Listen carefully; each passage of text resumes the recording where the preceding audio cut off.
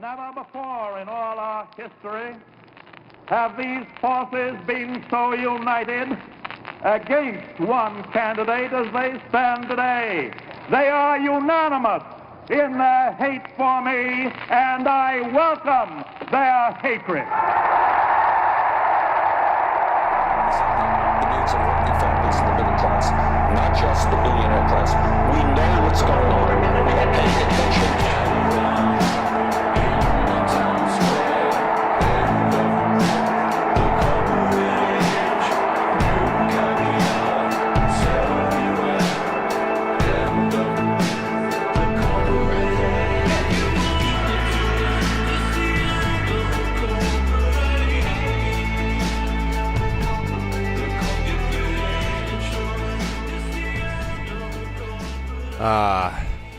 It's the end of the corporate age in 2018. Good morning, everybody, and welcome to the first day of the revolution in 2018. And thank you for being here. I hope everybody had a good New Year's Eve, a safe New Year's Eve. And and if you were in New York, or actually most of America, you had a cold ass New Year's Eve, really cold New Year's Eve. And we got Laura here with us and Marcus here with us. Good morning, you guys. Thank you for joining us. Well, good morning to you and Happy New Year. I'd rather be here than anywhere else. Thanks. Yeah. And same for me, to our audience, and of course to Laura, John, Happy New Year. And let's see what 2018 will bring. And I think we will see very, very good things. We will come to this later. Mm-hmm. This year will not be boring. It will not be boring. No, not at all. Not one little bit. Well, last year wasn't boring, so Yeah. I'm excited. It turned out better than I expected, and it had a lot to do with you guys. How you doing, Joseph and Barbara and Bram and Darcy and who else is in here? Jeffrey. Hey, Jeffrey. Chemo. Michael. Yay. Or Michelle. Sorry, Michelle. Ro and Denise. How are you? Good morning, everybody. So many people. I didn't expect you to be here. Michelle, nursing hangovers or working. And considering we didn't tell anybody we were doing this, really? No, not really. Thank you to Marcus and Laura Livegood for actually putting together a show today. I did nothing. Mostly this is Marcus's credit. I just showed up. All right, No. This is a teamwork, as we are usually doing this at Apple Media. Marcus does most of the work in terms of content and managing of the people and teams that produce the content. Laura Livegood does most of the work in terms of booking and keeping people in place and scheduling and all that stuff. I just show up here and do stuff. Get stoned in my garage. You only pass by, John. Yes, we know this. Yes, You know which buttons to push, so you're the keeper of the keys. That's it. We wouldn't have anything to promote if it weren't for you. Aw, thanks. Hey, William Valentine. Hey, Shirley. How are you? Hey, Kendra? Bram. Hey. What's up? No, I said hi, Bram. Oh, hey, Bram. Washington Bernie Kratz Coalition. How are you? So we got that to talk about. We got a lot of stuff to talk about. Yeah. We're gonna recap what we accomplished in 2017, and we're gonna talk about where we're headed, which is some really cool stuff. Thanks to Joy. If you're out there, Joy Choden, I don't know if you partied hard in New York last night, but thank you for coming along and helping us figure out grants. That's where we're at. So exciting stuff there. Yeah. I'm becoming a capitalist, everybody, a greedy capitalist seeking money. But it's not for my salary. It's really just so we can grow It's this for your network. nonprofit, so I think that kind of cancels each other out. That's true. We're moving on and up, and we got big plans to put Uphill Media in a building, and like we did so much last year out of this garage, and out of Laura's living room, and out of I don't even know where you are, Marcus. Your upstairs kitchen area, whatever that is. I'm under the roof right now. Marcus on the roof. That's German on the roof. It's actually my bedroom. Don't tell anybody. All right, there you go. That's where it is. That's the benefit of the engagement broadcast, right? We can be wherever we are. Oh, thank you, Ron. Ram, thank you. By the way, everybody, we just discovered again YouTube. I love YouTube. They make it so confusing Google does, actually. Why is this thing playing again? Hang on. I got to get this thing to stop playing. It's on. We're going to be hiring an engineer to take over for me doing this. Wouldn't that be nice? That'd be so nice. Okay. Then I can focus on growing new shows. Anyway, I don't even know what I was talking about. I forgot. Oh, YouTube, Google. So we just discovered once again that we were not receiving any of the money from YouTube to the bank account. So we've once again reset that relationship, and once again we'll probably have a chunk of money that shows up at some point. Oh, good. So thank you all for donating, and it's kind of nice that we have this piggy bank we didn't ask for from YouTube, I guess. I don't know. Anyway, thank you, Bram. It says, keep up the fight in 2018. We will make our voices heard and bring light where there is darkness. Yes, we will. Yes, we will. We're going to bring lighting where there's darkness and do interviews and reporting and live events. And I'm very excited about all of that stuff. Google and YouTube are both weirdly complicated. Yes. Exactly. Yes, they are. Weirdly complicated. That's a nice way of putting it. Yeah. Because they were separate, then they were together, and now they're separate again. It's basically what happened with their connections. And yeah. Anyway, let's talk about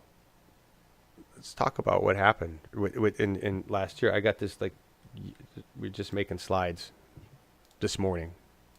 And this is like the Uphill Media milestones that I can think of. So if there are any that I'm missing here, I'd love you guys to fill in. And I know we did other things, but this is just the stuff off the top of my head. We became an official 501c3 nonprofit, and we did that because of Laura Livengood and Larry Taylor and Ashley Terry, who decided they would sign on the dotted line and do that. So now they're responsible for all that shit. And especially Larry, because he just needed other people to sign on with him. But he's the one who has done the lion's share of nasty paperwork and bureaucracy, etc. And he does it beautifully. So thank you, Larry. Yes. Mylanta. Looks looks absolutely great. There's only one event missing, or I shall put it like he's put in the dark. Our eclipse is missing. Well, the eclipse is actually missing for a number of reasons. It's literally missing. On yes, exactly. Yes. But it was a great event. It was one of my favorite events we had in 2017. I am you guys. I'm so angry that I can't recover this.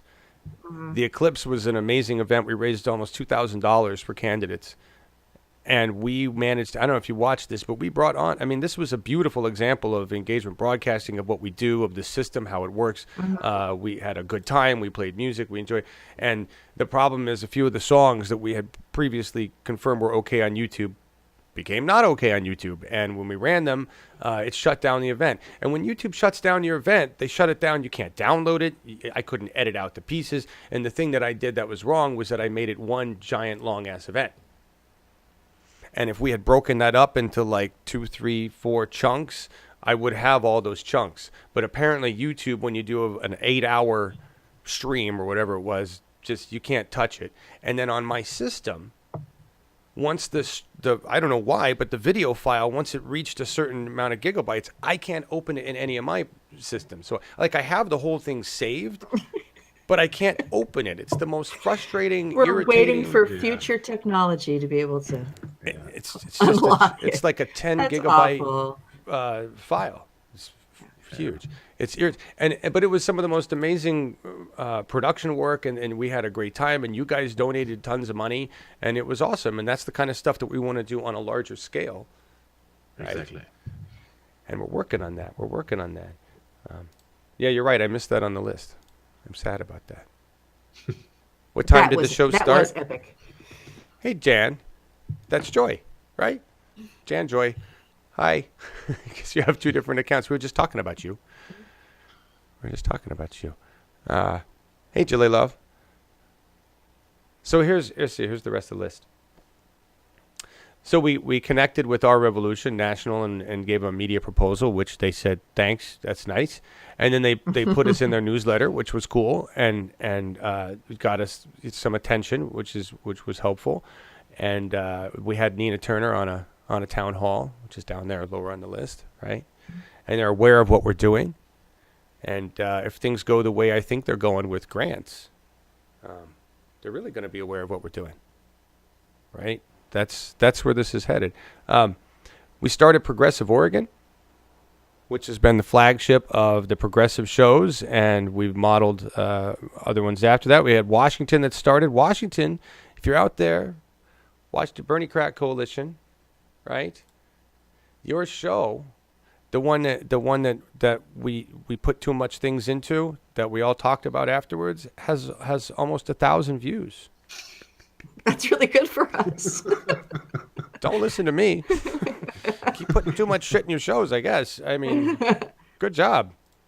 You know, that's bad. Word's getting Congratulations. out. Word has That's got to all. get out eventually to someone. Yeah, and congratulations to our Washington group. Yes. Yeah, they're Yeah. kicking ass. They're a Good good work. group. I'm excited about that. And we got another one coming up this Sunday, next Sunday, right? With the lovely Laura Livengood, Progressive California. And who are you going to have on? What's the first show? My first show, the theme for my first few shows is going to be a progressive roadmap for 2018 for the just things to look for, milestones, initiatives, things to focus on in California on the progressive side. So Stephen Jaffe is going to be my first guest, and he's going to Wow. comment on that theme from the perspective of someone who's running for a very critical House position against Nancy Pelosi in San Francisco. So he's a good friend, and I'm looking forward to having him come on and just share a little bit about what his campaign is looking like and what he thinks, 'cause he's very connected with the San Francisco Bernicrats, et cetera. We have lots of great progressive groups in California that are very active. I'm excited to get to know them and spotlight them. So it'll be great. We're keeping it. My co-host is Joseph Sakata. Take a bow, Joseph, in chat. He is going to be the news editor and putting together the news reports that are part of the show. And I'm really grateful for him for that, because he's smart ass, Yes. smart badass, smart cookie, all those things. I'm excited. Anyway, so yeah, we're really excited. So that will be Sunday, January 7th at 7 p.m. Pacific, which is 10 p.m. Eastern. Jan was asking me to clarify the time zone difference. Oh, yes. Good. Yeah. So, but this is for California, so we're going to be on California time, so there. And right. It's an evening show, you know. yeah. I wouldn't Yeah. mind pushing it back an hour, but that's, you know. We it's late. could. It's late We late could. night TV. It's up to Yeah. them. Whatever. It's late night TV, so and Laura Livengood can use all the bad words she wants, because, you know, she likes doing that. Yeah, you know, I'm so prone to that. Anyway, so yeah, tune in. Don't judge. She'll be my first, you know. Kidding. And No pressure. You've only been on camera for more than a year. You've been doing no, this, but you producing always shows. you carry the shows on your shoulders, and I just help. Yes. So I know. I'm I'm excited hoping you to will. see I'm hoping you. you will jump in a lot. This is the exciting part of watching you carry the show and have to, you know, deal with all the crap. So I'm going to enjoy Yeah, it. yeah. I'll be there. You're going to do It's awesome. You my- guys are going to do incredible. It's my I'm- turn. It is. Yes, it is, and is. I know what you mean, Laura. I absolutely know what you mean, and but I'm pretty sure it will go very easily. Oh, you have yeah. Stephen Jaffe with you, you have Joseph with you, and John in the background, and it will be perfect. I'm pretty There's sure. lots of progressive news to talk about in California. My fear is we will just try and do too much, because there is so much going on. So We'll just have to expand. It'll be every week. We'll catch you. But if you are a progressive activist in California, make sure your group gets attention, info@uphillmedia.org. Send me an email. Introduce yourself. If you want to get involved as a volunteer in Progressive California, either doing research or outreach or anything like that, info@uphillmedia.org. Introduce yourself. I would love to get connected. Yeah, there you go. There you go. Got some people in the audience from the UK, or a person. Yes. Right on. Yes. Hi there. Benji Foster, hello. And I like that. Say we're like TYT. Yes, two major differences. We're focused more on local issues, not headline news, and we have not millions of dollars from Jeffrey Katzenberg. Those are the two differences. Right We do there. it for free, so it's Yes. pure. Well, we're working. I remember I said I was becoming a greedy capitalist for my nonprofit organization. So, you know, we are working there We need equipment. We need equipment. And we need a decent place to put it, and we need a decent place to bring people. So We're in order for us to facilitate what we're doing with the state shows and how we're branching out, which is, we're talking about what we're doing here, but really Joy, who's in the chat, what she's done is helped us recognize all the grant opportunities that are out there for what we do. And I didn't put a link in the description, but if you guys, I didn't put anything in the description this morning. I was lazy. If you guys want to go to the Knight Foundation, Google Knight Foundation, and take a look at what they've got, what they're doing, like what we do. Their focus is on freedom of speech, journalism, community building, engagement between community people, fostering conversations, delivering information to the electorate. They even say somewhere in their About Us, the two dudes that started it because they believed that in order to have a healthy democracy, you need an informed electorate. It's there holy are soul keywords, brethren. Batman. I know. Yes. Yes. So, and I've been working, this got me on fire a couple days ago once I realized what was the pattern. And so I've been writing up a storm. Joy and I are going to get together today and put together a first draft of a letter of inquiry. And I'm just going to say this, and two things. The naivety is present. So know that. I know nothing about the grant process. I'm all excited about it. So, I'm prepared for the big letdown when I learn the reality of the grant process. But based on the other grants that they're handing out and the things they're handing them out for and the amount of money they're handing out for these things, it sure looks like we have a fantastic chance of landing some grant money to really expand. And that means funding for operations for a year and putting us in a building and paying for overhead costs, hiring staff, buying new equipment, and expanding this out to as many states as we want to get. I mean, that's what I'm talking about here. Mm-hmm. And having been involved in the grant process myself from the giving side of it, I used to work for an organization that did beautification grants for cities and nonprofits and schools. And we had X amount of dollars to give away. And sometimes we didn't get enough qualified applicants to give it all away. Wow. So it's people stepping up and asking for it. And if it's a coherent ask that fits in with your keywords, which this totally does, there is no reason why we shouldn't have a really good chance. Yeah, Joy, or Jan, she's Jan in chat, is saying she's been working on it all morning. She's doing this for free. Mm-hmm. Like everybody here, we didn't pay her a stack of cash to come in as a grant writer, and I just can't thank her and all of you enough for your generosity, and Laura and Marcus for where we're at. Look where we're at. Mm-hmm. Yeah. Those of you who have been watching me bitch and whine on this goddamn channel for 3 years know that this has been like the end goal. Mm-hmm. And so a year ago today, we were doing Awake, Yes, and we were doing it quite a few days a week. Was it Tuesday through Saturday or whatever? It was 4 days a week in the beginning. Yeah. Stupid. But Every day. And people do miss that because that daily hit was lovely. But then when people started announcing for important races in 2018, then John says, well, we need to bring We the People back. And Stephen Jaffe was our first guest. He was the on first. People. Thank you for reminding me of that. So that was, and early in the week, and we credit him for the inspiration to launch that. But since then, we have had, I think, almost 40 We the People interviews since last April. Yes. May I have In that fact, slide? We have a slide for this. I was queuing up a video, but that's all right. We'll go to the slide. That's the wrong slide. Hang on. Well, this is good. A lot of people don't know where we were a year ago. There you go. And since, all the We the People.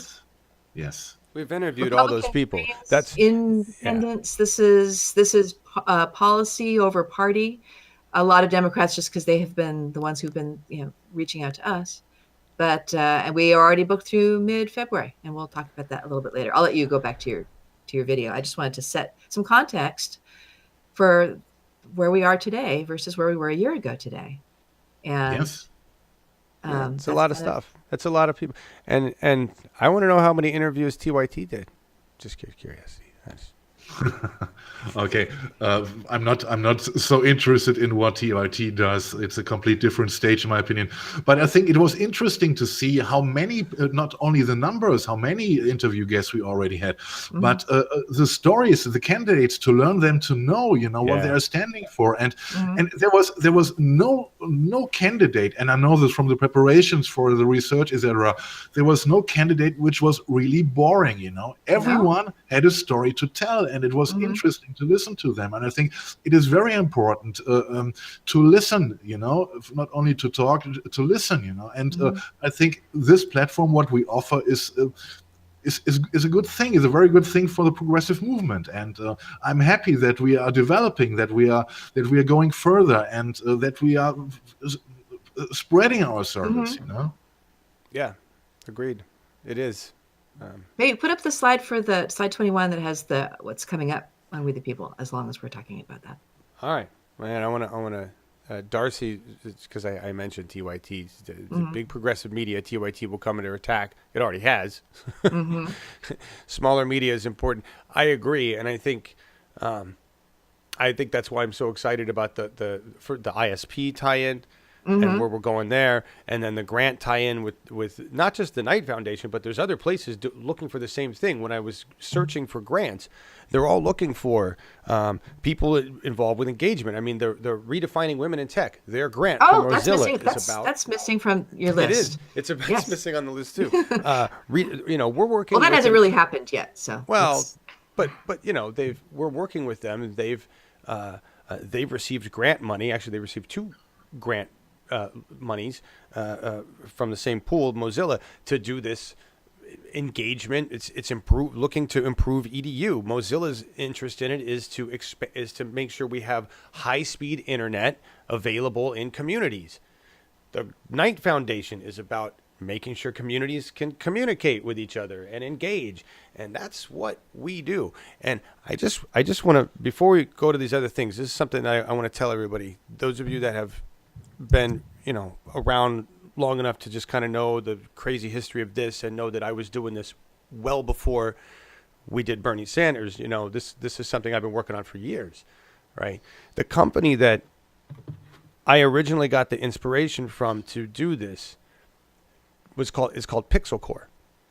Okay, they did the original 2012 Hangout with Barack Obama, which is where I went, he's at the White House, they're doing a hangout, I see 2 different systems in play here, and there's a lot of potential there, right? So we created engagement broadcasting, the whole concept of a distributed production environment. And if you go to Pixel Core's website today and look at their services, they offer what they call virtual events. Because they recognize that I don't know that they did at the time, but they recognize that it's an actual market need, and so now they offer it as a service. And the only other company that I know of that, besides us, that offers this virtual events, which is the distributed production environment. We focus more on the engagement because we understand what it means in the social layer to benefit. They focus on their high-end clients like Google and the president. But I'm just saying, we're the only two companies. So as we grow this as a nonprofit entity and as Uphill Productions, this go a lot of places. I'm excited about that.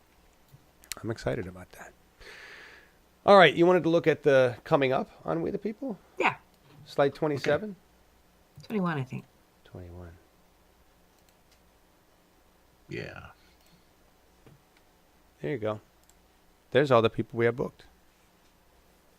So Jess far. Phoenix is Wednesday. Yes, our first this Wednesday. And then next Monday, we have Allison Hartson, who is running for Senate in California. And that will be interesting. She is the Justice Democrats connected candidate.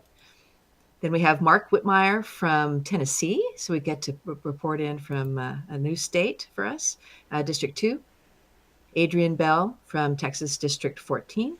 Peter Jacob from New Jersey District 7, David Gill from Illinois District 13, and Wendy Reed from California District 23, J. Darnell Jones back in Texas District 2, Mal Hyman, South Carolina District 7, Lindsey Fagan, Texas, District 26. Texas is like California, lots of districts. We're going to be seeing lots of Texas and California candidates just by default. And then Seema Hernandez, who is running against Ted Cruz in Texas on February 7th. That's a big one. I'm really looking forward to meeting her because she has really stepped up. And then on the 12th, we will be talking to John Fetterman, who is in Pennsylvania. We interviewed him back when he was running during the 2016 primary, and he's back running for lieutenant governor. So he is going to be joining us again. He's awesome. I really like him. And he was shunned by the Bernie campaign, and I don't understand what the deal is. I'd love to understand. I don't know if it was shunned or just so much that they were expecting an official endorsement, and his endorsements didn't. He never got one. I don't remember. He never got one, but I think a lot of people who wanted one didn't get one. They weren't exactly just thrown out like candy. They were strategic. And, there's only so much time you have to be endorsing other people. But I don't know. I don't know any more than that was my sense at the time. It's like, too bad he didn't, but I didn't think it was a big, like it was a downvote that he didn't put in there specific. Yes. Was it, yes, Jan, SEO wise, mentioned that she was reading the history. There's a couple new pages up on the Uphill Media website. Tell you some information about us. I've been working on that stuff. But yeah, we've got a lot of people booked for We the People. Excited about that. It's going to be fun. And Lisa D, talking about the light on everybody. I know the way this system works is we're all in different places, right? So we have to deal with the light that we have, and none of us are doing this with production crews or lighting crews. Okay, Lisa, I will close my windows so that I will be not so bright. I've got 2 huge monitors full of documents that are open, and that's what makes Laura Livengood look so white. They reflect on me.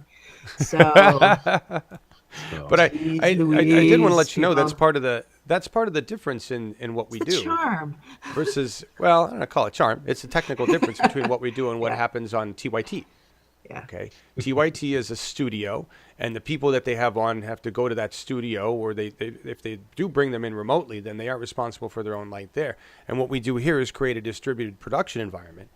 And so everybody is responsible for their own light. None of the lights ever going to look the same, right? And we're dealing with home stuff unless we're connecting with a studio on the other end. And that's part of what makes this available and accessible to everybody. It's also part of what makes it not look exactly like CNN mainstream media. And it's finding that middle ground that we've been working really hard for, right? How much do you invest in? How much do you spend on making the production look like MSM versus making sure the content is worth paying attention to? And that's been the fine line for all of this. And so every time I see a comment like that, I'm like, I get it, I want to address it, and then I'm like, but we got to bring it back to what's real here, right? So anyway, the expansion, the grant money, all that stuff is to help with that, right? Because it really, conceivably, every community or every state or every place we put one of these hubs should have a small studio, right? And Laura Livengood and Marcus could go to their studio spaces. I'd be in mine. And then we could actually make it look like we all are in the same place with green screen. We could. Yes. Which would be freaking cool. I'd love that. I'd love to do that. Right? I'd love to have the Young Turk stuff without the corporate attachments and with all our people instead. Except for maybe I take... what's his name? Jimmy Dore. We could have him on staff. I've seen his setup, and it's actually just a little corner of a room, and it's him in a corner in front of a green screen, and a table in front with a bunch of geeky guys and Monster energy drinks. It's not even a separated. There's no separation between the production people and Jimmy. It's right there. It's a very simple setup, right? It's very easy to do. I would love to do something like that in California. We've got so many people that we could bring together and do like roundtables and stuff if we had a little studio. It'd be so cool. Yes. Put it out there. Universe, put it out there. No, well, it's I mean, that's what we're working on. That's what we're working on. That's why I'm excited on the grant thing. Look, if we don't get the Knight Foundation grant on the first try, we can apply for other grants that they offer. They offer a shit ton of grants. We can apply again. Right? And they're one grant people. There's like a gazillion grant peoples. I might go to Germany. There's got to be some, Mama Merkel grants for American media. That's what I want. if you send me your stuff, I will translate it and send it to her. Will you? All right. I want to do that. But don't expect too much, John. She has other problems. She still has no government formed. I know. I know. I admire her. I admire the fact that you guys have some sane humans in your top level of government. I just miss that. In comparison, I have to agree. Yes. In comparison, yes. Yeah. Other things we did this year. This Town Hall for Yeah. Progressive Democracy with Nina Turner. I forget who was asking. I saw it in the chat earlier. Someone was asking if we ever did the interview with Nina Turner. And no, I never did an actual one-on-one interview with her. I'd love to do that someday. But we did have her on the Town Hall for Progressive Democracy, and we brought her in via remote with our system. And that was one hell of an event, and it went over really well, and it was good. And now we're doing another one in Washington. We're getting ready for that. This one is going to be on housing and homelessness. And that is coming up on the 13th, and I'm already starting to freak out about it because there's a bunch of stuff that still needs to happen. But this one's going to be a lot simpler because it's just broadcasting from an event hall in Washington, and there's no remote ins or anything like that. So, but we're going to try to do one of these every month. You know, a town hall for some reason or another, and it costs money. Right? It costs money. So I say that. Here's what I want to say to all you guys. Everybody, I say this all the time, but really, the 300 of you that watch our regular Awake and, you know, are with us all the time, there's like a core of 300, and then there's a bunch of you that come in every once in a while for other stuff. If you 300 just share this stuff. I mean, I've already squeezed every ounce of blood out of you guys I can. I ring your bell for money all the time. I'm like, same 300 people. It's like a church. Come on, put it in a tin. It's like, if you share an event, if you share the content, if you reach out to the national organizations and you're a squeaky wheel, right? Like, hey, look at what they're doing. Hey, you should help donate over here. And you guys do that instead. Then that counts. Oh, that totally. counts way more towards putting in the pot. You know what I mean? Because we're trying to grow our base. And we need, we need small donations from many people. That's what every group and individual and candidate needs in this revolution, right? So I'm just saying there. Donate.uphillmedia.org is a nonprofit donation that you can write off, right? It's you can write that off on your taxes, which means you want to, all you rich white folk in our audience, that is our core demographic, rich 1%. It's a deduction, people. Check. Yeah, it is. It absolutely is. So anyway, just had to get that out. I asked Nick Hanauer to check it out. You did, Babs? Awesome. I'd love for Nick to get involved. That'd be great. I love that enthusiasm. Justin Bryce is trying so hard to work with us, and he's done so much. He connected me with Larry. If Justin Bryce had not connected me with Larry Taylor, most of this would not go down. Larry Taylor is the reason we have Uphill Media, the organization, Uphill Productions, the organization, Progressive Oregon, the show, PDPO, the organization, Progressive Oregon, the caucus, right? He's really been and he created another company that's like, he just makes companies once a day. He's like, I make a company. And he's just amazing behind all this stuff. Well, thank you, William Valentine. Thank you. Thank you. Thank you, William. Yeah, appreciate that. Great. Anyway, so Larry keeps the books, and he does. He does. Yes, and all the legal stuff, finances, and yes, he's absolutely precious for Uphill Media. And has big ideas and is not afraid to. Yes. So. Yes, absolutely. Oh, all right. I was talking about something. Was there a video you were going to play? I was going to run a video, but it was just, we'll come to it. It was the first, we did a show on New Year's Day, 2017. And I had Chad on. And poor Chad went through some shit this year. Aw. Right? Chad went through some shit this year. I think he's recovered from that shit and he's getting back in the game. But he really had some shit flung at him and some crap go down. And we'll just all say it together. We're all excited about removing Tina Podlodowski from the DNC chair or the Democratic chair in Washington. I'm no fan of Tina. I'm no fan of Tina and her establishment friends, and I'm hoping together with Progressive Washington we can do everything we can to put somebody else in that place. Thank you, Lisa D. Thank you, Lisa. Thank you, Appreciate Lisa. that. Appreciate that. I want to talk about some slightly funny stuff because it Okay. was New Year's last night. Oh God, yeah, you have you. to do the voices and everything. Okay. How many And of you Jalfi. actually bothered to watch? Thank you, Jalfi. Yeah. Thank you. Oh, nice. Yeah, thank you, Josh. Music. It really means a lot. If you knew it, we were talking about it in the show beforehand, and money. Mm-hmm. That means a lot right now. Comcast. I don't know if you saw my personal Twitter. I said fuck you, Comcast, because they raised my Comcast bill after I spent a lot of time on the phone with them last month reducing that bill. I think with the FCC ruling, they just arbitrarily raised it for fun. I'm not sure what the deal is. Anyway, did you guys see this train wreck last night? Sometimes train wrecks are actually great to watch. I don't generally watch mainstream media anymore for news because it's bad.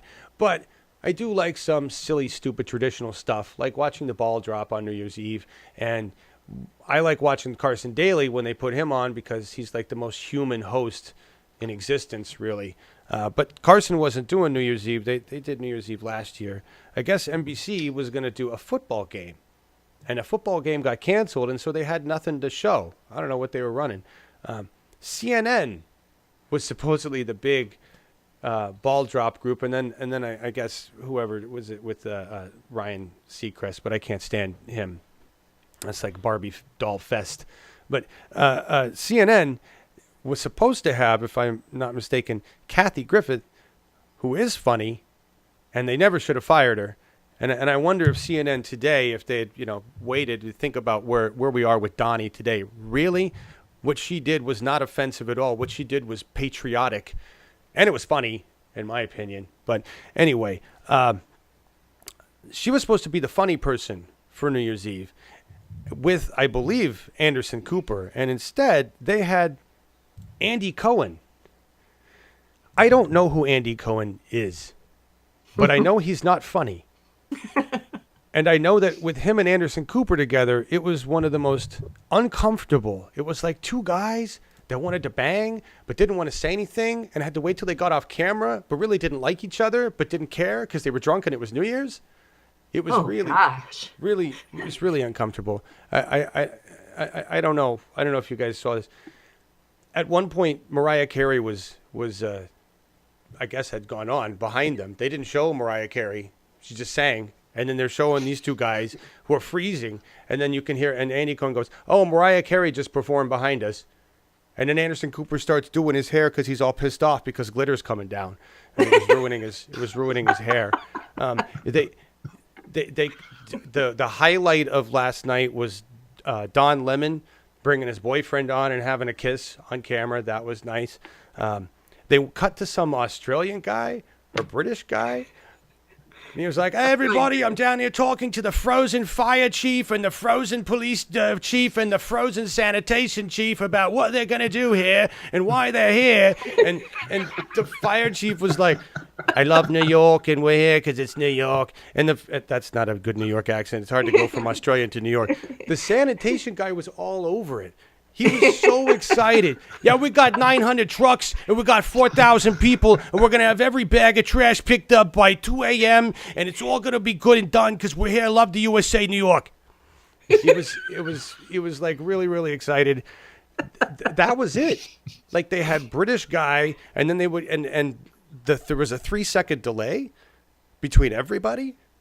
They were using SATCOM uplinks, so everybody was talking all over each other, and it was a horrible train wreck. Joseph said you nailed it. That's a perfect description of the CNN New Year's show. Thank you. It was so bad that it was funny because Anderson Cooper was obviously irritated as fuck and couldn't do anything about it. So he was really trying to keep his face from looking pissed off at Andy Cohen, who I think was on some drugs. I don't know what he was on. He was hyper and he was just, at one point, he looks at Anderson Cooper and he goes, "I think you've turned on me. I think you turned on me." And it's like, what the fuck are you talking about? You're live on fucking camera. It's not a relationship. What is he, like, evil? Has he gone to the dark side? What the fuck are you talking about, dude? Well, And if we were Anderson- talking before the show, it's like you got to imagine the stress level that's going on at mainstream media anyway, and then to have to do this goddamn show, and then nobody wants to do it. It was a short straw, and Yeah. so that's what you get, and you know they know it in real time, and how humiliating that must be. It was bad. It was bad. They desperately found somebody. They had to find somebody in the crowd that was going to ask his girlfriend to marry them, and so they did, and that went really quick. It was basically like, okay, we found somebody here who's going to ask their girlfriend to marry them. It's 10 degrees, and here he goes. And he looks over at his girl, and he's like, "Honey, yeah, I'm getting on my knees." And she's like, "Oh, yeah, okay, now can we go?" And it was like they really didn't want to do that. Gosh, It was anyway. dang, I miss having a TV. Very, very, I very nice. bet the Twitter stream about it was. That's how I knew.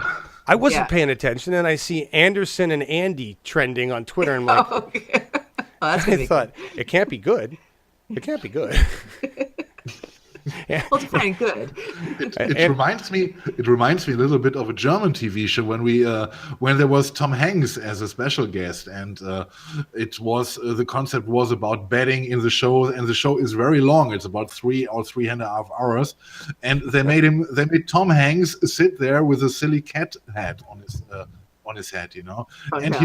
he was so angry when he returned to America and said, "Those Germans, what are they doing? Crappy shows, over lengths, nearly 3 or 4 hours. I was sitting there with that stupid cat hat on my head," and he was so infuriated. I never knew that Tom Hanks could be so angry, And, the end was the show was canceled after 20 years or 25 years it was running on TV here. That's too bad. That's too bad. No, it was fun okay. to It was watch. right. You know what I watched before that? The Poseidon Adventure was on. They run Turner Classic Movies was running some great stuff.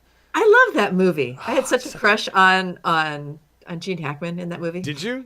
Yeah. Was he smoking for 1972? Well, for a hot preacher wearing a white turtleneck, yeah. And his turtleneck just got dirtier and dirtier as it went through. I'm watching. My favorite part about that movie. Here's me at 48, and it's the scene. First of all, I didn't realize how angry Ernest Borgnine and Gene Hackman, like those two just go at it the whole time. Borgnine's all screaming and sweating and yelling. It looked like World Wrestling Federation dudes if you kept the sound off. You're trying to figure out what's going on. But then there's one scene in the Poseidon Adventure after the cool stuff, after the tidal wave knocks the boat over. This is later on, and they're moving this big giant Christmas tree over so that they can use it as a ladder and climb up to this thing. It's 1972, and here's me as an old ass parent, and Gene Hackman, the preacher, is like, "Okay, we need somebody to climb up this and make sure they can get to the top." And he turns around, and I'm like, "Is he gonna go, or who's it gonna?" And he looks down at this kid. "Are you ready, kid? Let's go." I think it was his dad, his son. It's like, "Let's go and get your ass up there and climb up." I'm thinking today, to be like, well, you can't do that. You can't put a child on an unsecured, piece of equipment like that. There would just be no helicopter parent would let their kid do that. 1972, it was like, climb on up there and show us the safe route, you little runt. Let's get up there. No, that's what they make Bruce Willis for. So Right. Anyway, the X-Files is starting. That's a good note. Note. That we got the new X-Files again. I don't know. Isn't this like the third restart of the X-Files? How many times are they going to restart it? Is it going to be better this time? I didn't like the reboot they did last time. It really wasn't all that good. So, I don't know. I hope it's... By the way, to Paul Chaitlin, who's probably not watching the show, but anybody who knows Paul, Ashley Terry, if you're awake this morning, I finally saw Blade Runner 2049. Ooh, what'd you think? Uh-oh. It's quite a spectacle. I'll give it that. It's quite a spectacle. Okay. It's good acting all around. The story is deep, but it's slow. It's slow. It doesn't. There's too much time where you're just watching either Harrison Ford's depressed face or Ryan Gosling's depressed face staring off into nothing. You just described The Crown, which is what I'm watching now, except just substitute Queen Elizabeth's sad, depressed face staring at something, okay. I'm sorry.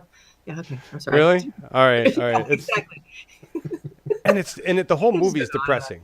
The whole movie's at the end. I guess they give you a little glimmer of hope that they could take it on to another episode, or another movie or whatnot. But really, it's just at the end you feel so sad for Ryan Gosling's character. You're just like, Jesus, dude. Oh man, life blows for you, and that's about it. It was like not an uplifting film for me in the middle of the revolution at the end of 2017. But oh well. Bruce Willis is an asshole? Why? Thank you for stating that, Jan. He wasn't That's why in. you send him up first. Right. And he wasn't in Blade Runner, but No, we were mentioning that with the Poseidon Adventure, and who would have been in a remake? Who would be climbing up the tree? And it would oh my probably gosh, that would be in a remake of Poseidon Adventure. Didn't they do it? They thought they Seems did. to me- I thought they did. I probably boycotted that completely on principle. Oh. I thought they did, or maybe they made like a Poseidon Adventure 2, 1984 or something. It was really bad. Yeah, Melissa says the original Blade Runner was slow and depressing. That's true too. It did, but it had something. It was done right. That's the other thing that ruined it. We watched apparently the original Blade Runner, which we watched first. We didn't watch the right one. There's a whole bunch of different versions of the original Blade Runner. There's director's cuts. Right, but there's also the final cut. Oh. And the final cut is what I don't even know the name of the director. Whoever the original creator of the thing was. Ridley Scott. Ridley Scott. He said that the final cut was his. That's my version, and so we got all excited to watch his version. I didn't like it. Oh. I didn't like it as much as the regular version because he gives it all away. It's really interesting how he changes the story. It doesn't even end the same way. So I don't know. It's whatever. Anyway, you're right. They were both cerebral, and I did wake up at 3:00 in the morning thinking about the whole thing. But basically, my thought was how much it sucked to be a replicant, and how much it sucked to really be Ryan Gosling and discover that your life was just a bunch of somebody else's memories. Oh, sorry, spoiler alert. Don't spoil. Oh dear. Sorry, Melissa. Yeah, my bad. My bad. And you're right. So, now, I didn't know that Shameless was honest in its portrayals and plots. I do find it entertaining and humorous in Shameless. Thank you guys for being here. I didn't know there's so many people here. We're supposed to actually be talking about other things. I really got off track talking about the CNN and that stuff. We haven't been on the air for a while. We've got a lot to catch up on. Pat has a lot to chat about. So it's true. It's true. Sorry, Melissa. I really. But by the way, this is a great time. Actually, before I get into this next thing, this slide. This is a great time to clear the air about my statements on Cenk Uygur. Because Melissa, you're the one that was like, why am I being such a dick? So, here. And this is in regards to the Justice Democrats' decision to get rid of Cenk and the other guy that were involved in Justice Democrats. Couple things. I think. What the hell are you doing there? I think in the end, for having these weird spike issues with the volume I'm trying to figure out. I think in the end, I think it's way better for Justice Democrats to separate themselves from Cenk Uygur and any other celebrity or person of power that has attachments to big chunks of money. And that would be Cenk Uygur. Okay? He's taken big chunks of money from corporate media interests to grow his network. And so I'm not all that sure that Cenk is really 100% on the progressive side of things anymore. That's my personal view. But just in the sake of strategy for the revolution, I think it's very a good move for Justice Democrats to separate themselves from Cenk Uygur and from TYT, which is what they do there. Okay? and I saw a lot of people say, well, TYT and Cenk Uygur just raised a ton of money for Justice Democrats. That right there, that statement right there is a problem. Okay? If Justice Democrats can't survive without TYT and Cenk Uygur as a money engine, then they shouldn't survive. So I think it makes absolute sense that they separate themselves there for the sake of promoting candidates, which is what both Justice Democrats and Cenk have said they want to focus on, promoting candidates. It's not about either one of their organizations, right? So in that regard, I think they did the right thing. As a guy, and this is the other point. The reason I took issue, the reason I was okay with what they did, and the reason I didn't think of it as give him a chance, and he changed. He's a new person, and we should take that into account. Sure, I can agree with that to an extent, and maybe Justice Democrats should have taken that more into account. I still think strategically what they did was the right move for the long run of their organization. I think they should have done that regardless of the discovery of Cenk's comments in his 30s. But as a guy who's never, ever in his life thought of women as meat or a commodity, as a guy who's never, ever in his life treated a woman with disrespect, because I was not raised to do so, because I have the common sense and decency to know what's right and what's wrong. When I hear the words that they were, the quotes from Cenk and the other guy, I'm offended that anybody would think, oh, I just thought that back then, but I'm a new person now. I don't know how anybody, any man at any age, could think those kind of vulgar things about another human being. And so to say, well, isn't there redemption? Can't we let him change? Yeah. But I think that does I don't know the right way to phrase this. I just don't think that takes into account the fact that there are normal guys, regular guys with decency, right? And I'm not sure I need to give Cenk Uygur a pass when he was a full-grown adult treating women like meat, right? So, karma. That's my statement. All right. Anyway, I think what's done is done in the past. Cenk has moved on. He's got a great network. They're doing amazing things for the progressive movement. They've done amazing things for all sorts of progressive and political movements. I think they're a very powerful entity that needs to continue to grow and do a lot more for the progressive movement. And I am fully behind Cenk Uygur and TYT and their effort. All right? And that's separate from my personal opinion of his views. Okay? We're all in this together. I can still think he's a slime ball, and we can still all be in this together. All right? So I just wanted to clear the air on that. Does that make sense? It does. In my opinion, it completely does. Especially the part. I don't want to go into details. You did it already, but I think it is disturbing the part with the big money in connection with Justice Democrats, and I think this was absolutely the right move from Justice Democrats to gain back or to keep the credibility. You know. Yeah. And absolutely. And just Melissa, I see what you're saying there. Cenk is redeemed. He's apologized. All right. He doesn't have to be redeemed in my eyes. Okay. I'm not the judge. All right. It's the organization that he was representing. And it makes sense to have him no longer associated with that organization, redeemed or not, for the sake of the movement. All right. So forgive and forget. Okay. Cenk's moved on. We're all moved on. All right. But it is what it is. Right? Right move, wrong reason. Okay. I'll go with that. And what's done is done. So it's happened. Move's been made. And who's to say that wasn't something that he might have wanted to do anyway? To give him, as you said, to not be so tightly bound by Justice Democrats that it prevents him from doing other things and other projects that would be in. Right. I don't know. that seems to me that anybody who's bound too tightly to any one path might regret not being more flexible. Well, yeah, and it just,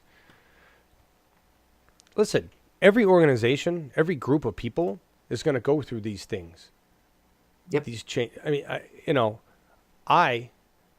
I am embarrassed and need to be redeemed for my own actions with this group when it was originally created, because I was terrible at managing volunteers.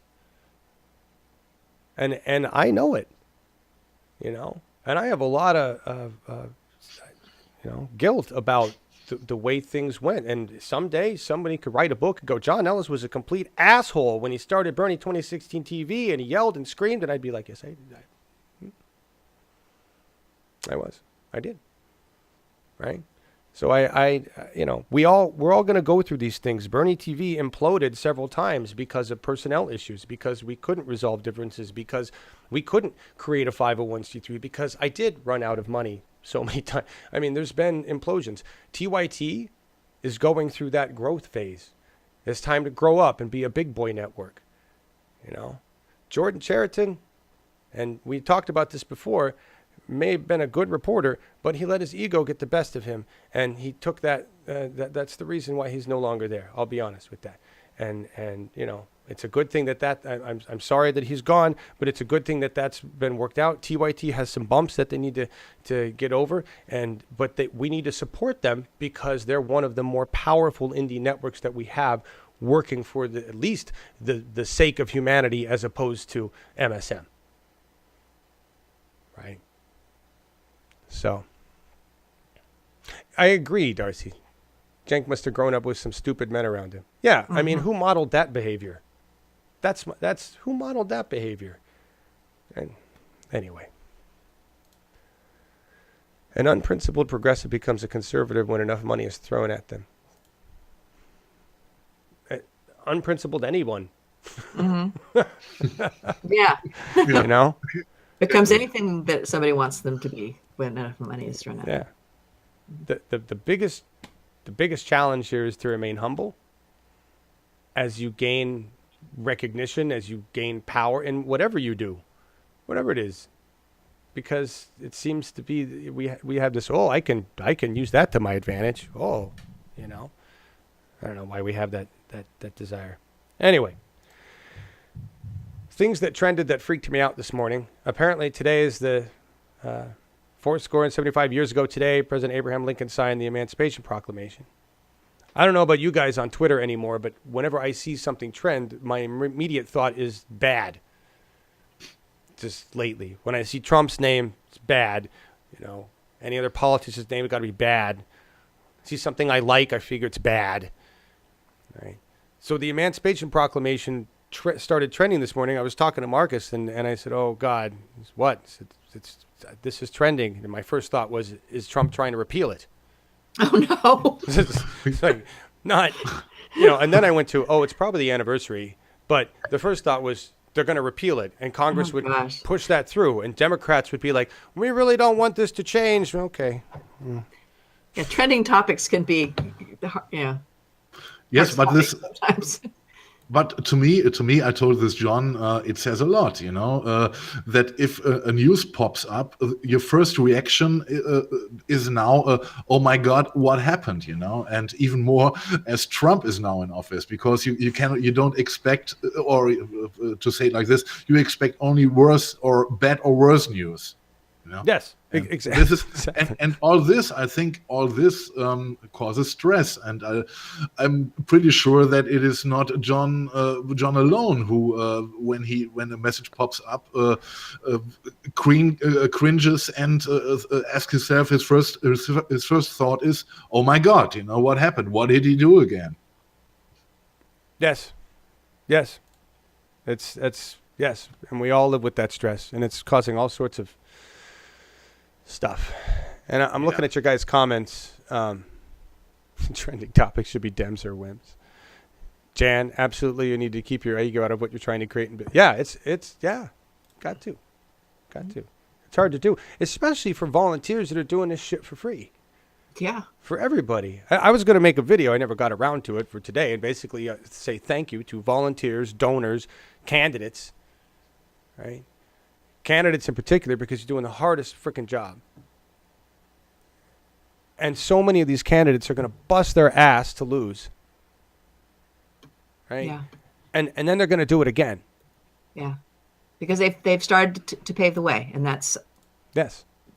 all we can, that's all we can hope for right now. We can't take it all over in 1 year, but we can certainly pave the way Yes. Yeah. for the next wave, and make a dent. We will make a dent. These candidates are too cool and are too diverse and in too many different places to not, be able to make inroads, just like we saw in the elections in November. That gave us a taste for what it's going to look like to have a lot of diverse candidates winning. Yes. Yes, it really did. And we're starting to see the articles come out now, talking about how there's going to be a blue sweep and we're really poised to do well. Yeah. And, that's we can't stop, and it's going to take a lot more money. But it also looks like the establishment doesn't really care about winning. They're cashing out. That worries me because it makes me wonder that they have like a larger end game that's really evil, And they do. It's just endless war, right? You keep doing it enough, and you're just going to end up with a bunch of chaos around the world. Laura Livegood, you brought up Jess's interview. That's where we're talking to Jess, the scientist. Yeah, Jeffrey said, Jess Phoenix is a badass. I think you're one of the team. Jeffrey's one of our content team members, by the way, who does research on our candidates, and slides and things like that. So he's been diving deep into Jess's platform. Yeah, without, and I mean, I'm so proud of the fact that we have a volunteer crew that puts together quality programming. Without the content, without all of you, every piece, it's amazing what human beings can do when we work together for a common cause, and that cause doesn't happen to be profit, right? Yeah. So, thank you all. 4 years ago, we couldn't even talk about progressive values. You're absolutely right. The 2018 elections will not end wars, Jilly Love. We have such a long way to go before we can topple the military-industrial complex. Yeah. That's going to be the war to end all wars. So, with that note, let's talk about the top 7 news stories we want to read in 2018. Okay. One suggestion, John. We prepared some music also. We have now 1 hour is over. Shall we go directly to the top 7, or shall we do some music before? So we've been talking for an hour. It's amazing. I didn't even know we were going to go this long. Time flies by. Wait, I thought we were just going to run today. Isn't this kind of a streamathon? Yeah, I don't know how long we're going to go. I suppose. Marcus and I were wondering, and I said, well, I think we'll probably just go until John decides it's time to stop. Thank you, Melissa. Appreciate that. We didn't, we're bouncing around. We didn't even get through the damn list of shit we accomplished in 2017. Well, yeah, that's... Here, let's go back and finish off that list before we move on. Okay. And I had a video I was going to play, and I don't even know that that's relevant anymore. Okay. It's just the hell's wrong with us? Here. It's New Year's Day. This is the... of course, this will be the video that the Knight Foundation looks at. Like, why do we want to fund this? Just babbling. Hey, we're cool. We are. We think we are. Kind of like Anderson and Andy did last night. Oh, no, God. No, they knew they sucked. And that's why they were so upset. So here we got Progressive Oregon, Progressive Washington, the Progressive Weekly Review, and the Progressive California Show, which will be starting this coming Sunday. The Awake Show was retired simply because I got tired of the Awake Show. But it really just came to Progressive Oregon, or the Progressive Weekly Review, which is much more focused on, reviewing the shows that we also have going on, which is nice. It makes sense, The People's Summit 2017.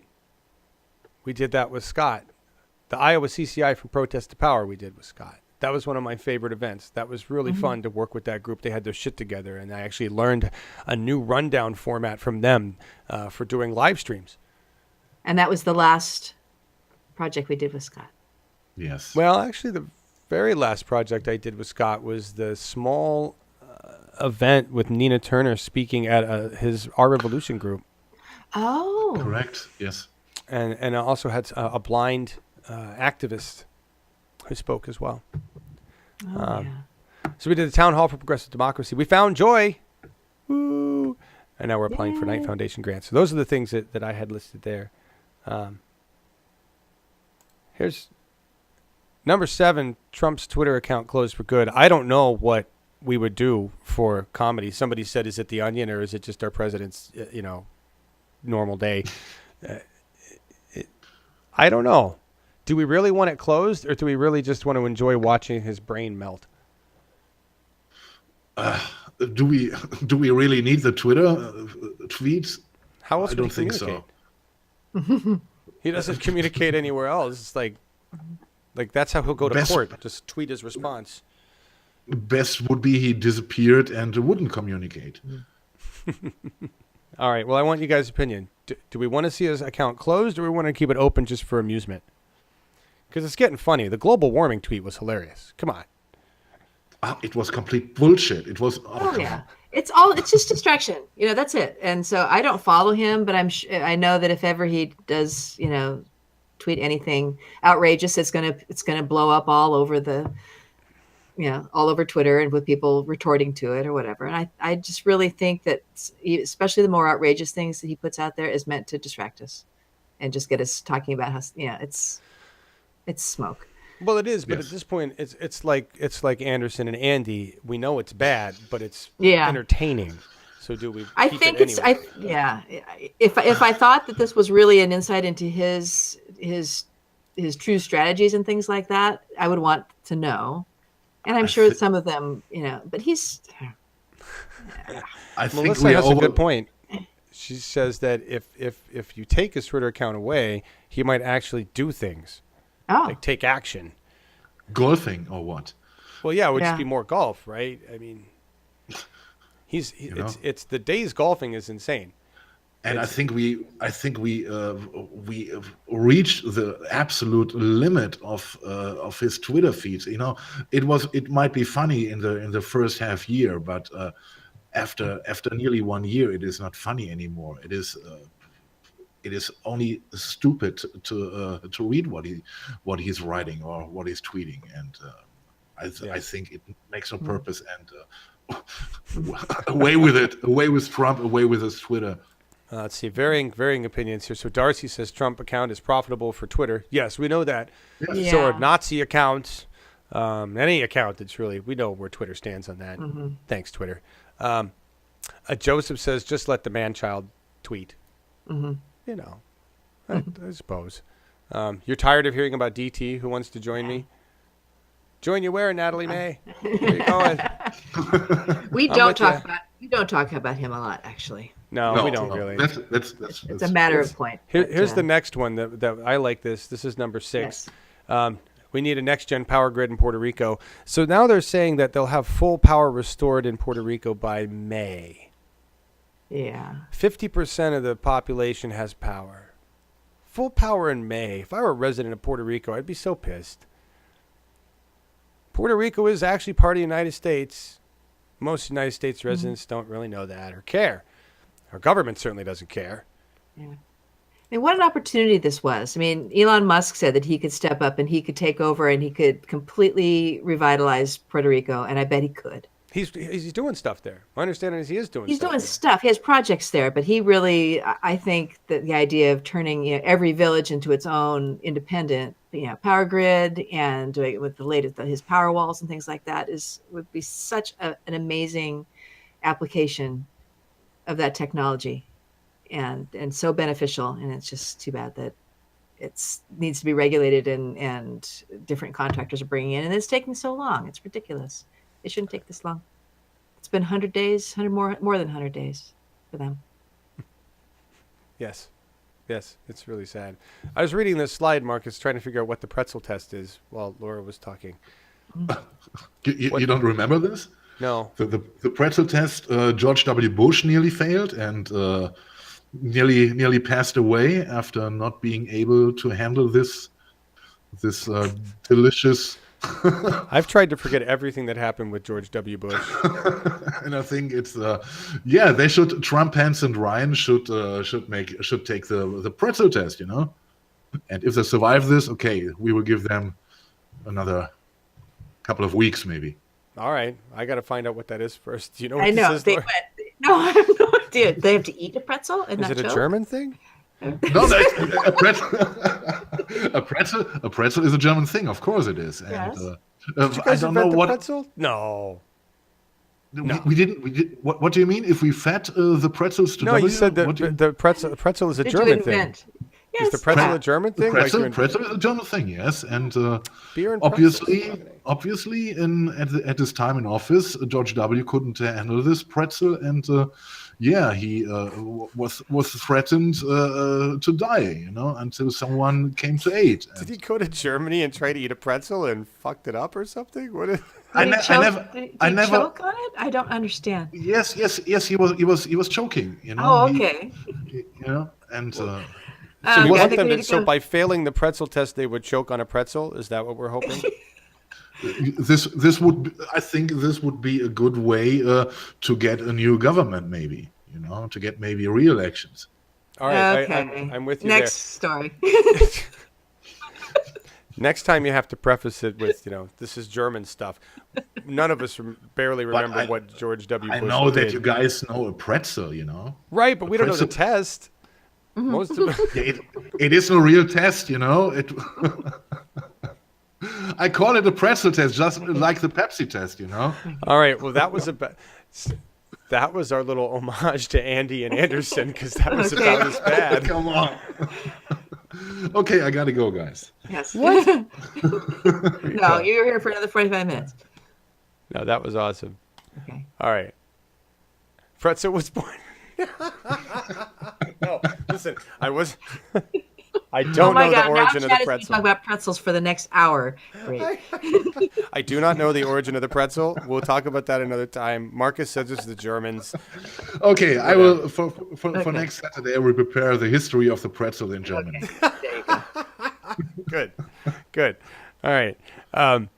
So single payer passed in California. What? Oh, this is number 4, right? We want to see. These are single payer our passed. news we want to see. I want SB 562 to pass in California. It's because it's being held up in the state senate, and that would be an awesome headline. Yes, it would see. be. That's It going would to take pave the way. replacing some people, though. Yeah. It's going to take. I think. Well, I mean, it's one. It's one. We've got a supermajority. There's one Renton that's holding it up. so, And- Rendon, that Anthony Ren- Rendon. We got to yeah, get rid of that guy. yeah. Yeah. Well, something's got it's got to change. It's Yeah. got to get pushed through. It's being blocked. It needs to get unblocked. I don't know. What are you laughing? Guys, you're cracking me up. The president almost died from a pretzel. Pretzel logic going to Steely Dan. I like that. Thank you. That's good. And then Manimus, spelling pretzel cool, was born in New York. No, I don't know. Maybe. We're calling New York. Pretzel couldn't have been around before America. Fuck you, Germany. We invented that shit. It's like pizza and Chinese food. Yeah. We invented all that shit. What was this? I watched this last night somewhere or the night before. I don't know. We invented pizza. We invented All of it. All of it. What was it? I don't know. You know, if we own the rights to it, we invented it. How many sides does a pretzel have? That's a test. That's nice, Natalie. How to tie a pretzel, says Jeffrey. Yeah. Oh, you guys. Never going to happen in California, says Pat Hacker, single payer. That's not true. It'll happen. Every one of those never going to happen. We got is to say starting what we happen. would like to see our headlines be. Yes. That yes. was a wish. What we would like to read in 2018. Yes. Did we get through all of them? Was that it? No. No. Hang on. Here we go. This was mine. Thank you for the picture, Marcus. Actually, this works great now. Alien life confirmed. That picture of Trump is great because it looks like he's saying, fuck.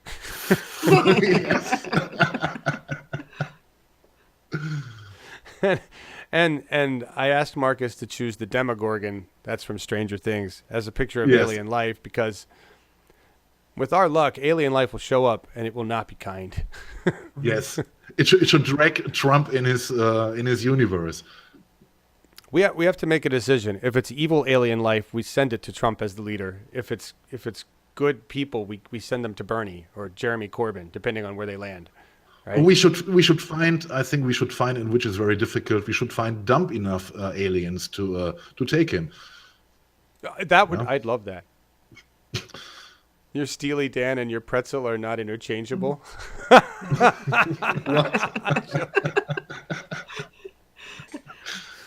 Oh, I get it. Not even gonna go there. I don't even want to know what you're using that pretzel for.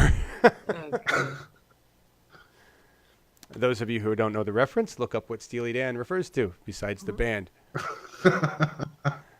What the hell is that thing? Are you not familiar with Stranger Things, Chili Love? The Demogorgon. The Demogorgon. It's the most frightening. It's pretty scary. Or gotta Melania, depending on what she's speaking about. Oh, right. But Any of the three people in that image. Poor thing. I'm sorry. I feel really sorry for her. Yeah, no kidding. The prom got it. The effort is huge in California, single payer. Yes, Jan, it is. Yeah. Jan's out there in New York. You got some work Yeah. to do there in New York. You got to get Alexandria Ocasio-Cortez in office. Get rid of that Joe Crowley guy, right? yes, Yeah, we got the nurses out here working on that single payer too. Rosanna the- Morrow and all her gang. So that's Yeah. Oh, Very yeah, strong that's lobby. right. That's right. Somebody mentioned it earlier, and I should probably hit on it, but Erica Garner yeah. just died. Like suddenly. Like heart attack, stroke, died. And that reminded me, we've had so many people murdered by cops, right? And Bill de Blasio, mayor, was saying, oh, prayers and thoughts and prayers. And all the comments to Bill were like, yeah, how about stopping paying the murderer of Eric Garner? Because you're still paying for it. Tax dollars, still paying that fucker. He still has a job. I don't know how in the world that guy still has a job. I don't know how in the world somebody hasn't put a shiv in his back in an alley. So a call out to all public representatives. It's time to put some walk in your talk. Thoughts and prayers don't mean dick. It's time for some actions. And that's why we're going to elect a bunch of progressives this year, so that they'll actually take actions. Most of them aren't interested in thoughts or prayers. They want action. Right? So, hey, Bill, let's see you do something about police violence. Do something. Train your cops. Did you know that the New York Police Department, I was listening to this, that he wouldn't tell everybody how many people, but they were talking about it on ABC News. There's thousands. They had thousands of sniper cops all over Times Square. I'm not sure that makes me feel safer. I mean, I wasn't there. So for everybody who was in Times Square, I imagine at the point they got drunk, they didn't care. But you were surrounded by sniper cops. That's just, I don't want that. There are better ways to make your area safer than surrounding everybody by snipers. If that's your idea of public safety, we got some big inherent issues we got to solve, mainly giant penis extensions within your department. But anyway, that's just me. Thank God there wasn't any events that I'm aware of, no terrorist actions. The worst thing I saw was a meme that showed that Chris Christie had ridden the ball all the way down. What are we going to do? We can't stop him from doing that. It's probably the reason it came down anyway. But I don't know if you saw. That's what I should have grabbed for the cover today, Laura, was Chris Christie on the ball. like Miley Cyrus wrecking. Yes. Oh, Yes. I know this. What a visual. So this is number 2. Midterm progressives win huge, Yes. and we know that's going to happen. We're going to have some losses too, right? But and we're going to have some interesting wins. We're going to have some moderate progressives win. I don't know what to call Randy Bryce. Right? Randy Bryce is a progressive. He's not establishment, but I don't know. He's got some big money behind him now, some big backing. It's what we need to take out Paul Ryan, right? But he's also being very, very careful about who he talks to, where he goes, what he says. He's not coming out that hell-bent for leather progressive, right? Bernie or bust, right? Because he's got to play that really moderate Well, he's area fundraising for the DCCC, you know. Is he now? He's fundraising Yeah. for the DCCC?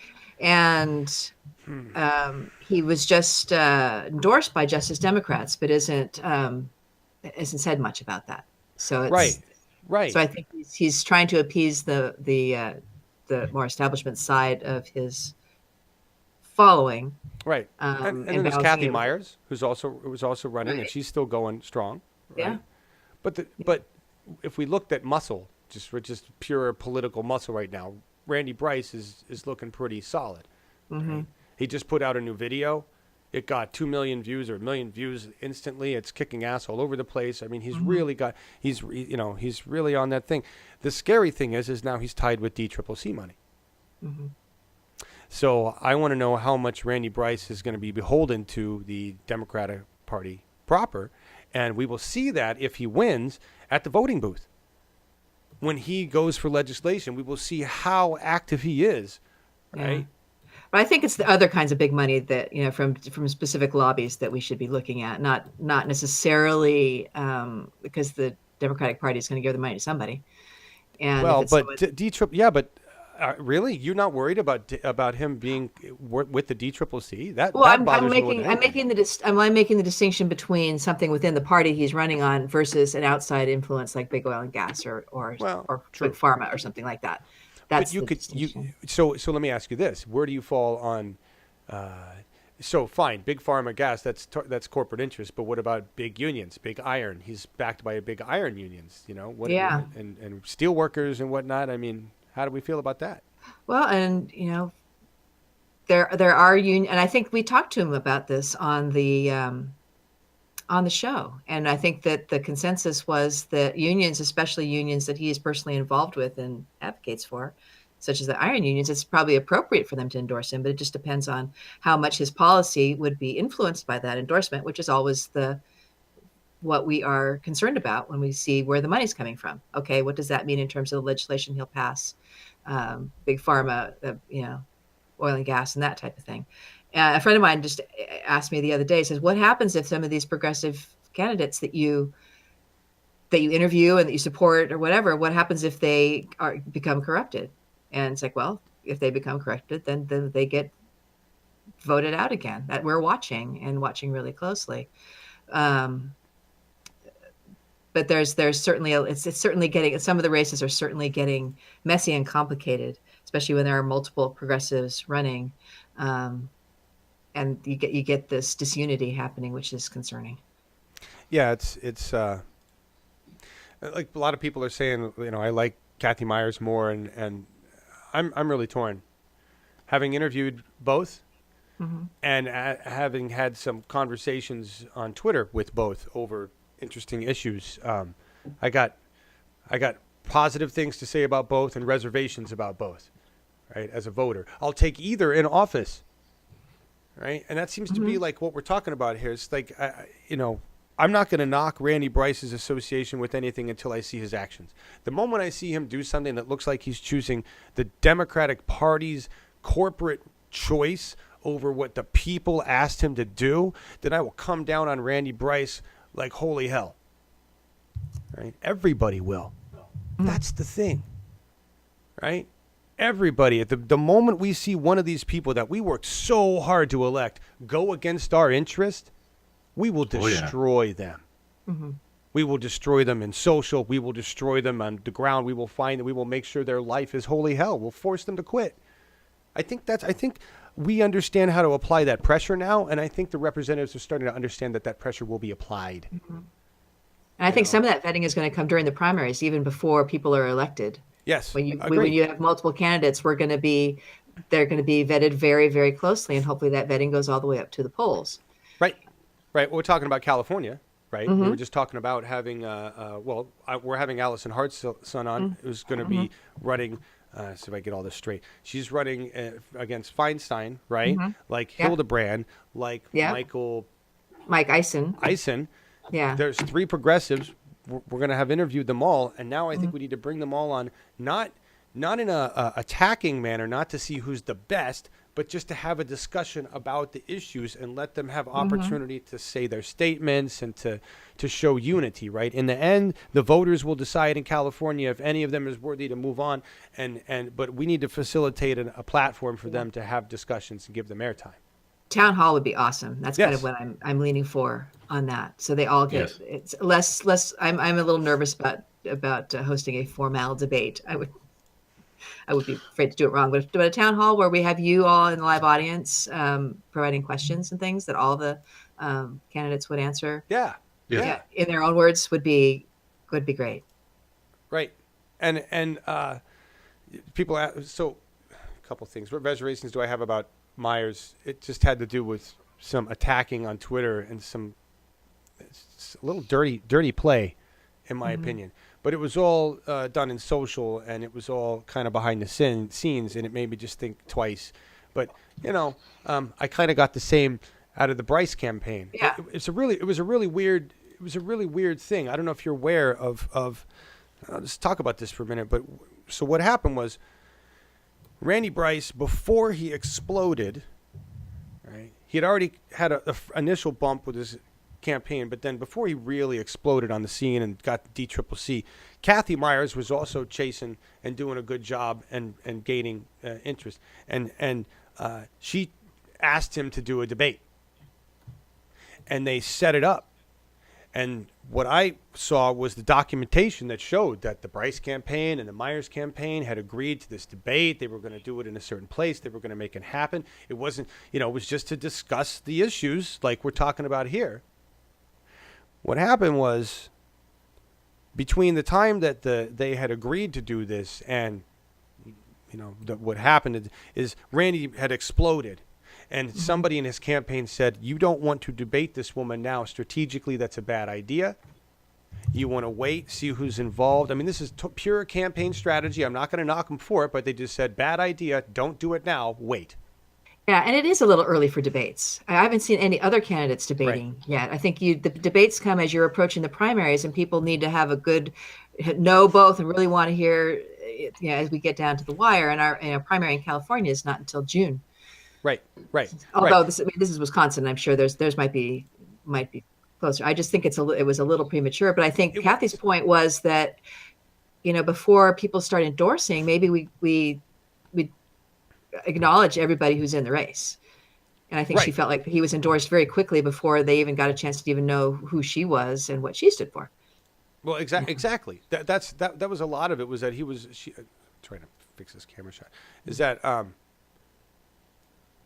she was endorsed, or Bryce was endorsed by everybody before. That was one of the major issues.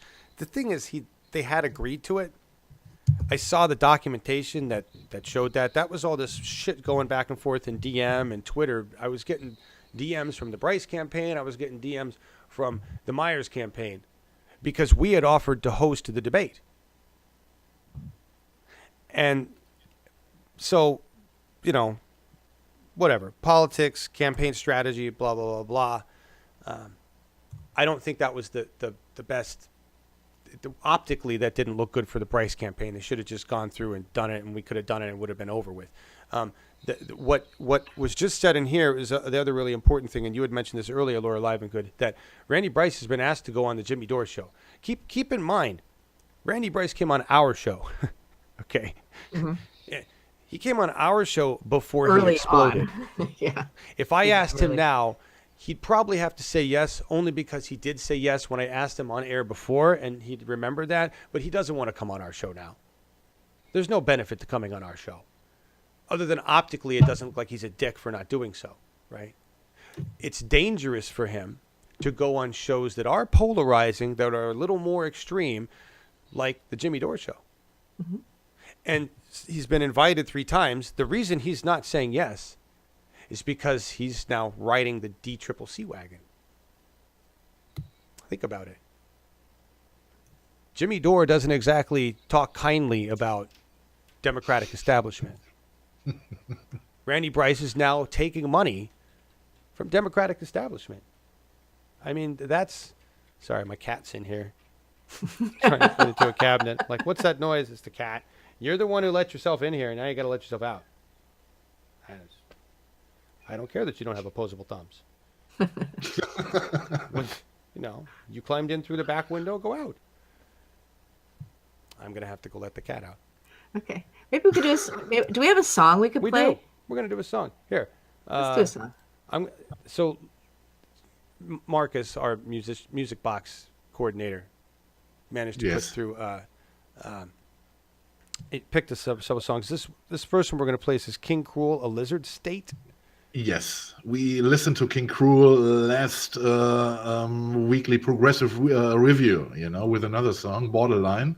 And he is an interesting guy from London, He's very young, 23 years old, and he does a unique music, a new music, a fusion of punk, of jazz, of trip hop, and other styles. And I think it's worth listening. And of course, I don't want to go too hard on you today after the celebrations yesterday. It's an easy song, it's a mellow song, and it's called The Lizard State, and I hope you like it.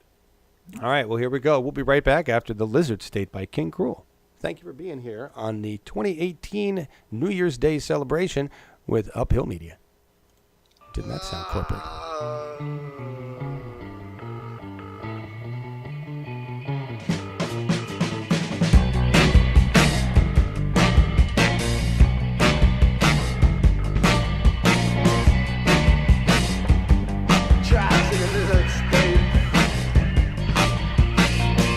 I don't care about sunny days, gonna keep me outside right on the shade. You're gonna keep me outside right on the shade. It's gonna be like this, and that's right, that's okay.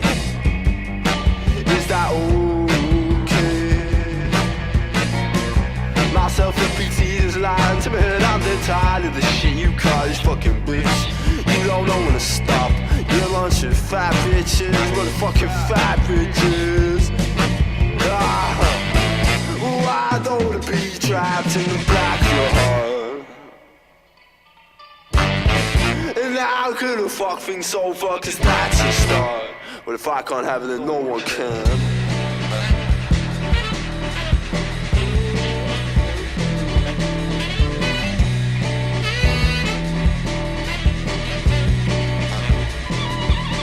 Oh, baby, what am I to do?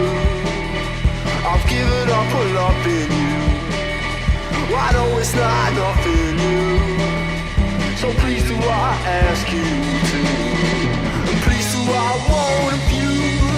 It's just not fair, baby blue, and girl, it's true.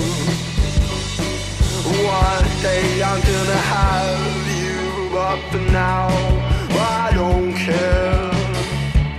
I still feel the pain of you not loving me the same. There was not much that I could do. There was not much that I could do.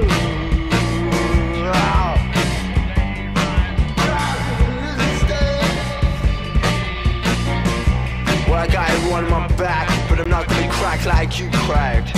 You're a fucking pussy boy. Whoa, whoa, sipping up on my humble pie. You got no legs, man, in my high. Don't try and get near my high. Don't try and get out of the way. I see what you gotta say. I ain't going to stay. And if that's okay, and if that's not okay, so gonna what's okay. Ooh, I don't wanna be trapped in the black of your heart. And now I'm gonna make it clear, and girl, I'll tear you apart from the inside to the out.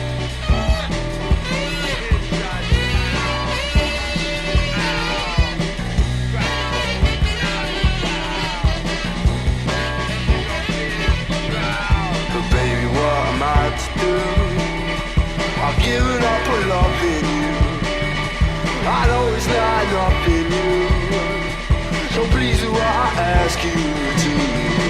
And please do I want of you?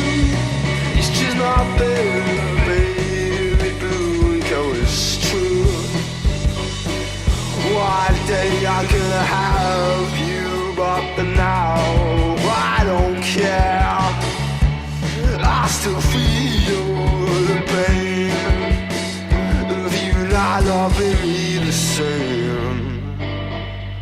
girls are supposed to do. Yeah, I was so up in loving you. And girl, believe me, this is something new. 'Cause all I will do is go whatever I have to do. They all knock me in the back and go, I can't believe it's slipping away like that.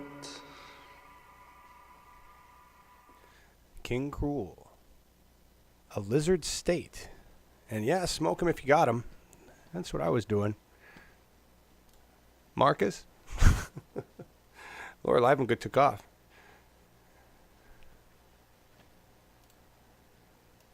Oh, there you go. There you go. Yeah, that's a good song. Thanks for playing that. Peace, everybody. We were talking about random thought. Why do TV shows always show people yanking out their IVs because they aren't staying there? Yeah, that would be really painful. You're right. Yanking out IV would be horrific, and there would be blood. And good point. But they can't have that happen during the show. That would be terrible. All right. I see you guys are talking temperature. 58 degrees in Brookings, Oregon. It's definitely colder than that here. It's in the low 40s. It was cold-ass last night. 10 degrees last night. For everybody in New York, yeah, we can't really complain here in Oregon. Oregon's getting balmy weather compared to New York. That's the cover, right? That was this. America is frozen. Frozen America for the end of 2017, beginning of 2018. Donald Trump having posted about, global warming, saying the country could use some of that because he's an idiot. This is caused by global warming, Don. Global warming causes extreme weather, and we are experiencing some extreme-ass cold across the United States. All that cold weather used to be contained in the Arctic before we fucked up the jet stream by warming up the planet. But that's connecting all these things together. Don is not capable. He's like, Demogorgon, fuck. Right? Oh, you're muted. Shit, sorry. Sorry about that, Marcus. No problem. Right, Marcus is muted. My bad. I did that so they could chat while we listen to the song. It's a different channel. Brookings has the warmest winter temps in Oregon. Really? Nice. Chemo says it's 67 degrees in the 91360. Where's the 91360? Is that California? It's got to be somewhere out here. There's no other warm places in the U.S. Right? I don't know. I don't know either. Anyway, I didn't intend I'd be in it. We've been on air almost 2 hours. It's ridiculous. Polar Vortex is drunk. Go home. Yes, that's exactly what it is. That is exactly what it is. Demogorgon is Nancy Pelosi. I could see that. I could see that. I think that makes sense. Sorry, Jilly Love. Yeah, it was me. Well, shit, what else are we going to talk about? We should just be done. Here's number one that we want to have happen in 2018. Oh, well, right. Actually, we know he's going to do this, but we want him to win in 2020. It's Bernie. Yes. So he's already said he's gonna, right? Maybe not wholly officially, but they've been making so many statements. Yes, but I wanted to read it officially confirmed by himself.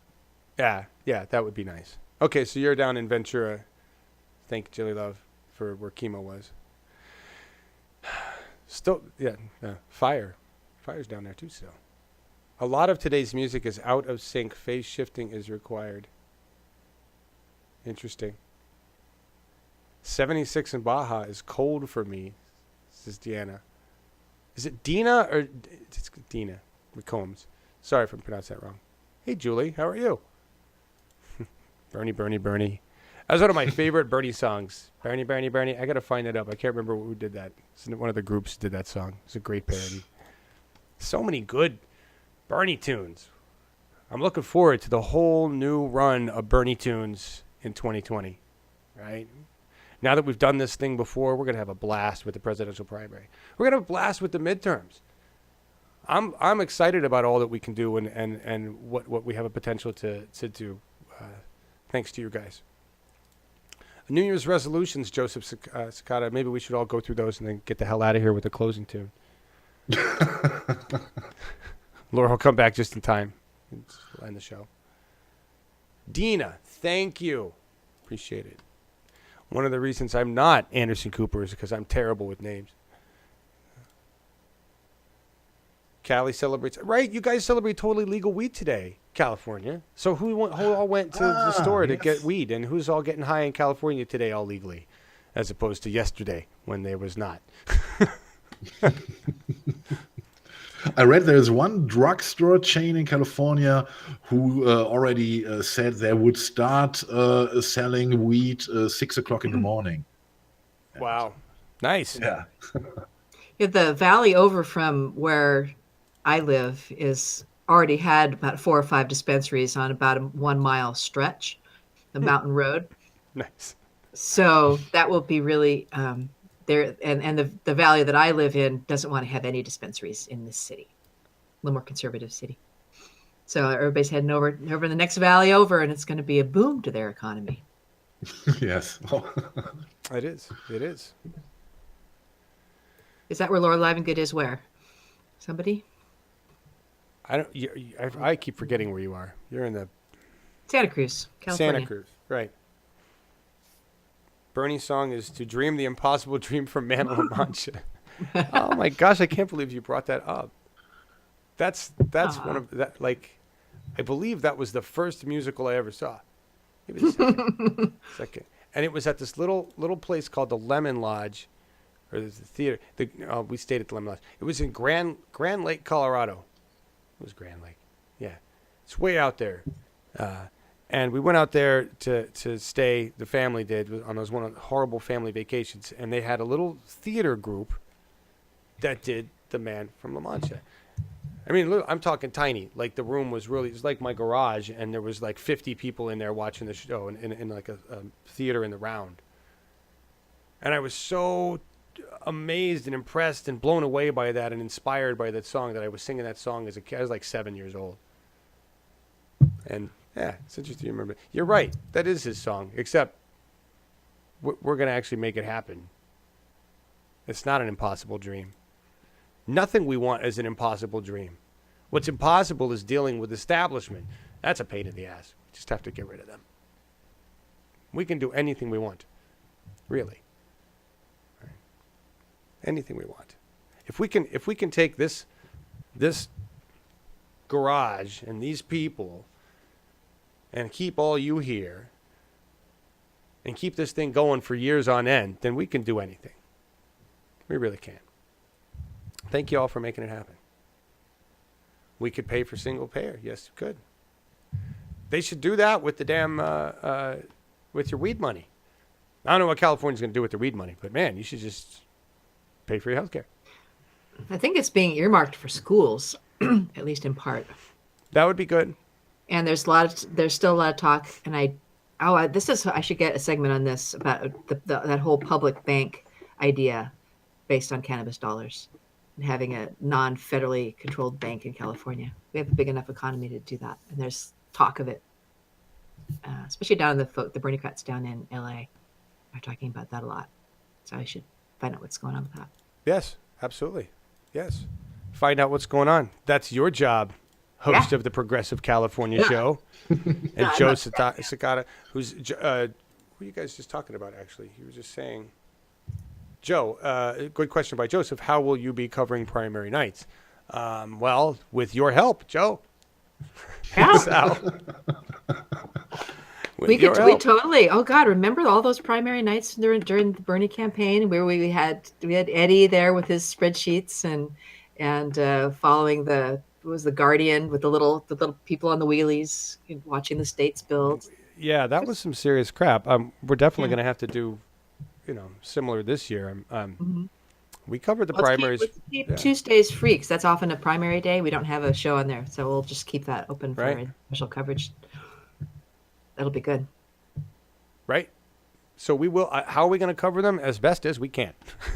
The more volunteers we have, the more people we have, the more live view solos we have running around, whatever we need to cover the primary nights, the rallies, right?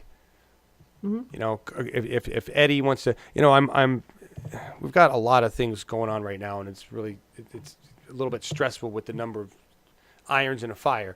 But one of the other things that we're working on and working with is Political Rev Live, Poll Rev on Reddit. And they want to do those AMAs. We're still working on doing like a live stream AMA, but I'm looking forward to working with them. Eddie, who did all of our statistical data during the primaries before, right? He's with that group. So maybe we can combine our efforts. They can be the statisticians pulling together all the data, and we can host the event to talk about the primaries, right? I would love that. Yeah. So that way I don't have to look at all that shit. Somebody else can do it. The Germans, let them do it. Good with lists. March 6th is the Texas primary. Oh, yeah, that's a big one. There's a lot. And City. Colorado, we're going to be interviewing somebody I went to high school with, Jennifer Voigt Calderon. She we just connected on Facebook again, and she's running in one of Colorado's districts, and she was inspired to do so because she saw how shitty her government was, right? So we're booking her for February. State? Is she running for a House of Representatives, or is she running on the for the state Senate? I have no idea. I think she's running for the state Senate. I'll need to check. No idea. Okay. She's running for something. I'll find out. Okay. She's just got her she's just getting her website up. She just made the announcement, and I saw it, and I was like, hey, we should have you on our show. And I think she's a little like. I reached out to her with dates. So. Oh no, I know. We're all good there. We had a conversation on Facebook the other night. Cool. So yeah, that'll be cool. I'm excited about that. And if you're in your state, if you know candidates that are looking for airtime, you know what to do. Reach out, share their shit, right? Yeah. If you're in a state and you want to start a progressive show, we will be expanding to accommodate that. That's what I want to do. We've got a bunch of states that came in that need to get going, like North Carolina and Minnesota. I don't know what's going on there. I know we got to get through the holidays, but I want a progressive show in every state. I want a solo in every state. I want an EB network hub in every state. Right? And then I want to build an ISP for each one of those network hubs. And that's how we control the narrative, or start to control the narrative. Right?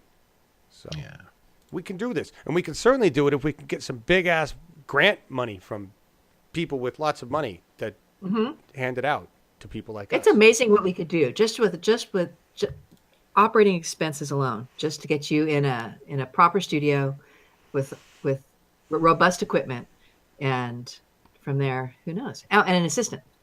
Yeah, I mean, you guys realize you've been funding this on about $400 a month for,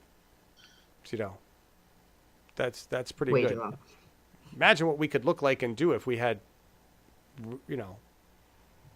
yeah. So thank you guys for providing the only oxygen we've had, really. Yeah. Thank you. Hey, Dennis, how you doing? Yes. Hello, Dennis. Hey, Real Hey. J. Happy New Year. Happy New Year, Dennis. Have you there? So, what do you want to run to get out of here? I don't know what else we had to talk about. Let's go do other things. Or we want to sit around longer? I'm like, this is 2 hours. That's good enough. Yeah, no, I think we're fine. If we had set up some interviews or something, we could have a reason to. I was going to play that thing from... show. Do we have any clips? Did you want to play like Nina, the from? I think we've got the clip of her from the town hall. I know. I don't mean to throw. No, Marcus grabbed the tunes, but I didn't grab anything. You grabbed one clip the first day of 2017 on PRTV. I don't know if you want. I did. That's interesting, and now I just remembered the end song that we have too. So I'm excited about that. Okay. Do you want to play that from a year ago? It is kind of our theme we've been going back to. It's like, So this was Chad was on the show with me. This is before all that crap went down with Chad, and we were talking about well, you'll hear it. Hang on, I gotta frame it up. Totally not ready. This is from. You'll see how long ago this is, because this is even before we had UHM stuff. This is back when I was using old Political Rev graphics. Mm-hmm. Right.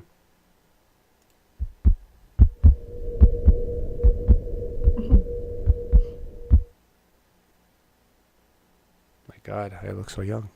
we can be the democracy we want to be. Chad is an example. Justin is an example. Charles is an example. Janine Calkin is a beautiful example. Oh yeah, no Okay. kidding. Yeah, I mean, badass. who shared with us the other day what you guys are talking about lobbyists here, right? A lobby group that was created really quick, nonprofit, to help the business community in Rhode Island figure out what they can do better for business. But it's really just a bunch of really rich CEOs creating a nonprofit so that they can try to influence Rhode Island government with money. And Janine, being a young senator, is like, hey, look at this. Interesting how there's no small business representation within this lobbyist group. I mean nonprofit. I mean group of concerned corporate owners. You know, this is why we have Janine, is so she can go bullshit, Yep, exactly. or in Janine's way, bullshit. You know, she's got that great. I hope she says that to their face. I hope so. And Janine, I know you don't get a lot of time to watch this show anymore, but man, we love you and thank you so much for doing what you do. You know, you're phenomenal. I'm looking forward to great things out of Rhode Island from you. So, these stories are everywhere, guys. Yep. So that was January 1st, 2017. And honestly, Janine's been doing all sorts of awesome stuff. I still follow what she does on Facebook, and just recently, her women's caucus was kicked out of a meeting for causing shit. Right? She's gotten bills passed, and now she's on the road to make sure she gets reelected. I mean, she's really been doing a good job with Rhode Island and bringing progressive values and progressive legislation into Rhode Island. And women, working with women's groups, which is awesome. Ha, Julie, so clean cut, but we know better. I know. That's, you know what I want for 2018? I want the mullet back. That's what I want. You're gonna start a movement. Okay with this. Yeah. Move the mullet. That's what I want. But at least the sweater persists. The sweater will never change. The sweater won't change. You're even wearing the Levi's sweatshirt. That's like know. iconic. That's back to 2015. Dang it. That's back when people told me I shouldn't be wearing that shirt to sponsor Levi's. And Yes, I remember this. Yeah. thinking, how many people actually watch this show? Sponsored Levi. The 300 of us. Although back then I think we even had more. But causing shit is the way forward. Yes, it is, Yes. Julie. This channel has really grown. It has, Joseph. What are we knowing about Melissa? Joy, no. What? Oh, the mullet? Come on. Come on. What's right? I like my hair. This is natural mullet. This is Braveheart mullet. We just let it grow and then you put some animal fat in it and let it get big. That's Braveheart. Right? That's, big hair for men. Such Half a your better face will be penis blue extension. someday. Yeah. Yes, I charged the White House with a shillelagh or whatever. He was, They're begging you now. I'm bringing the headband back. Okay. That's actually back. I don't know if you've seen that, but watching, so all the weird 60s, 70s clothings and shit is back. The girls wearing with the straight hair wearing the Valeria crown, a little headband thing with the jewel on it and what's not. That's back. If you watch The Voice, a lot of the girls wearing that stuff. So that's mullet's next. That's where it went. It went from there. Remember, we had the Farrah Fawcett wings, and we had the guy with the perfectly aerodynamic split down the middle hair. Oh yeah. Right, and mullets were there. So. Mm-hmm. I've always been ahead of the curve. Cardigans are back in style. I was there. Just saying. You sound a little bit like Doctor Who, you know? Mm-hmm. Well, and the new Doctor Who is a woman, apparently. Really? Did you know that? Yeah. Okay. Indubitably. And coffee grinds. What about coffee grinds? I don't know, Julie. What are you talking about, girl? Oh, to your hair, maybe to make it look bigger. Oh, do that. And Phil's getting really all anti-mullet racist. tonsillar. I can't even read that. I don't know what that word is. Joe. What? Chokers are back. Joe Dirt's pretty bad in terms of the mullet. A mullet makes sense. Screw Madison Ave. There you go. That was my whole point, is to not wearing a jacket. I wasn't going to wear a suit and tie. I just Someone don't. recently suggested that you wear a jacket just to, and we're like, I know. I get that suggestion a lot. yeah, but it's like that whole jacket over a t-shirt look, because that's all, that's, you know, that's TYT, that's Lee Camp, that's those guys. It's like, this, we're different. Yeah. I'm. Well, listen. The other thing is that I'm not the one who's supposed to be on camera anyway. Yeah. The whole goal of this is to keep me off camera for the sake of the revolution and get other people on camera, right? I'm not wearing a jacket. Right. I'm as polarizing as an individual as Jimmy Dore is, right? Randy Bryce wouldn't come on the show and talk to me again. Right? The difference is that 300 people watch my show, 300,000 watch Jimmy Dore's, right? So there's a lot more damage that could be done to the Bryce campaign on Jimmy Dore's show. But we need the Progressive Oregon show and the Progressive California show and the Progressive Washington show and the Progressive This State show and World News with Marcus Krantz and a bunch of other European folks. You know, we need those shows because that's putting other faces, that's showing that this network is everybody and anybody that wants to get involved. That's what we need. Right. If you want to do a show in your pajamas, this is the place to come. There you go. That's right. I may or may not be wearing my pajamas, and I probably am. So a scarf fixes everything. Suddenly I got an idea for an event, guys. Yeah. A pajama party with Apple Media. That would be Totally nice. do That would be nice. We could do that. Hair today, gone tomorrow, Melissa. That's absolutely terrible. that. Yes. That's a terrible. Walter is our mascot. The cardigan. Yes. It's the Carter cardigan. Yeah. Yes, absolutely. True progressives would never be hurt by going on Jimmy D. That's why I'm concerned, right? Right? I just, you know. Randy Bryce is trying to walk that fine line. And we there's a lot of Dems that are going to try to walk that fine line. And we're going to see a lot of them end up taking the money and doing the wrong thing. And we have to watch. That's our job. If we've been doing our job from the beginning, when we saw the first piece of shit politician do this 40, 50, whatever years ago, our parents would have been like, hey.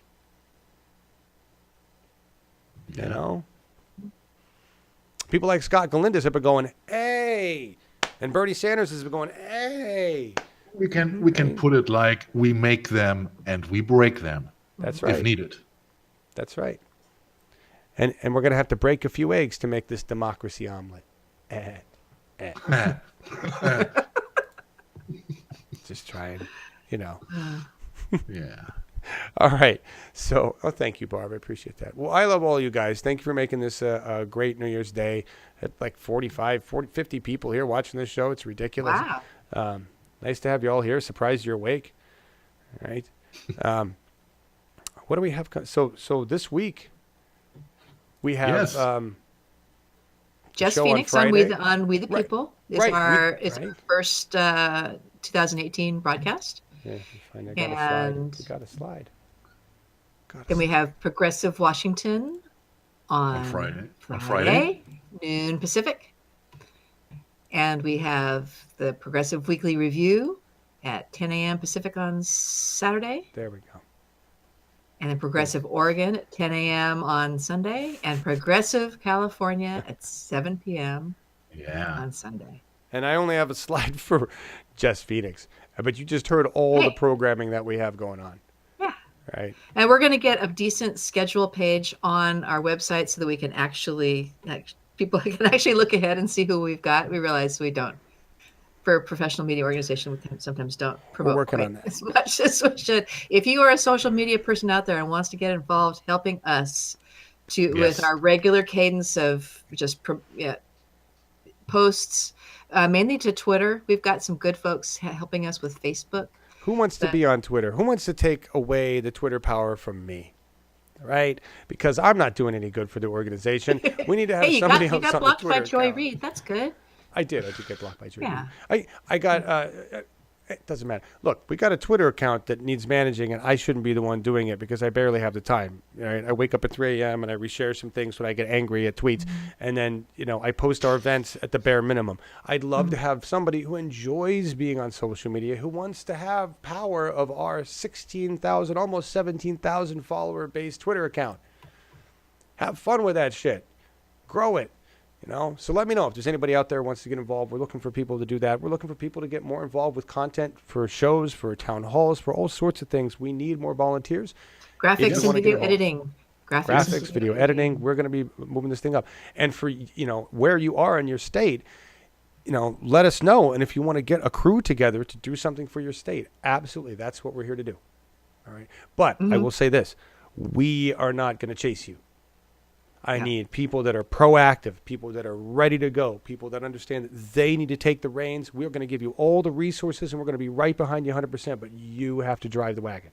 You can't be afraid of tech. You got to be able to speak Google Hangouts. You got to know what a Google Doc is, or at least be willing to learn.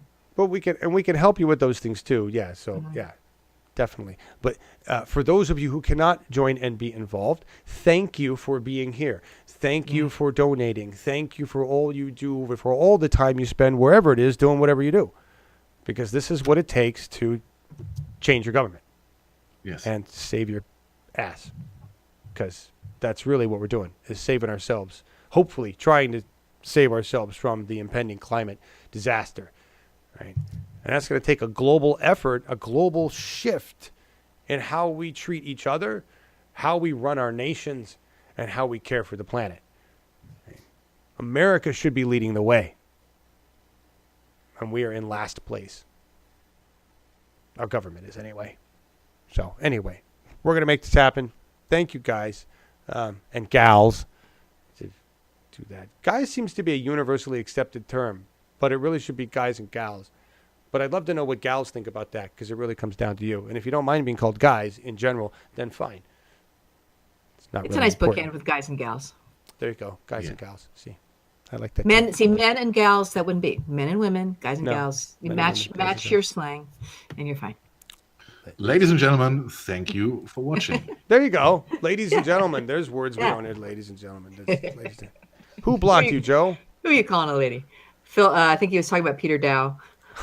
Really? You actually got Dow to block you? That's impressive. I never really paid. That's. Oh, wow. Bram too. But So he just goes quick, huh? Oh yeah, he blocks very quickly. If you think anybody who tweets anything about DNC rigging the election is an automatic block from Mr. Dow. Isn't it funny that the most tyrannical, like, ranties, I'll include myself in this, seem to be the most sensitive to that sort of shit. Special snowflakes. Yeah. Every one of you. Revolutionaries covers it well. There you go. You say guys all the time, Joy. Yeah, but you're in New York. That's a New York thing, probably. Guys and fuck you, or just the word fuck in general. See, and that's the other thing. Jimmy Dore uses the F word all the time, and I really think that's one of the delineators for these folks. Until they make it as a celebrity, like a politician or whatever, they really can't go on a show with the F word. I think that's part of the issue. Or possibly even strong cannabis. Right. If they're in a state that's not legal. Right. It is, right. Where is his state hasn't legalized it, right? Bryce? Wisconsin, think not, no. No. So you're right. There's all these stupid little positioning things have to be done to take away the power. And then we can change the way that's presented. We can change the way we look at that as a people, but we can't do it yet because there's so much that can be done to attack us and destroy us by mainstream media with these little optic views, right? Randy Bryce seen with Jimmy Dore, pot, cannabis. That's all they'd have to do, right? And it would do enough damage. Randy Bryce goes on to, We the People again. John Ellis says fuck, and nobody cares. Anyway. And they all smoked pot together afterward. I just know it. Right. Engagement broadcasting, my ass. They were engaged in illegal activities.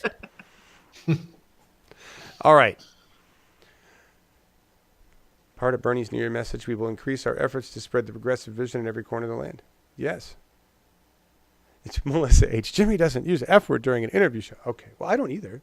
That's right. You don't. You don't you either. behave during with people, but during his own monologues. My that's true. rules are no cussing. I say shit maybe, but no cussing during the interviews, and I don't wear the Levi's. Those are my interview rules. See? Yeah.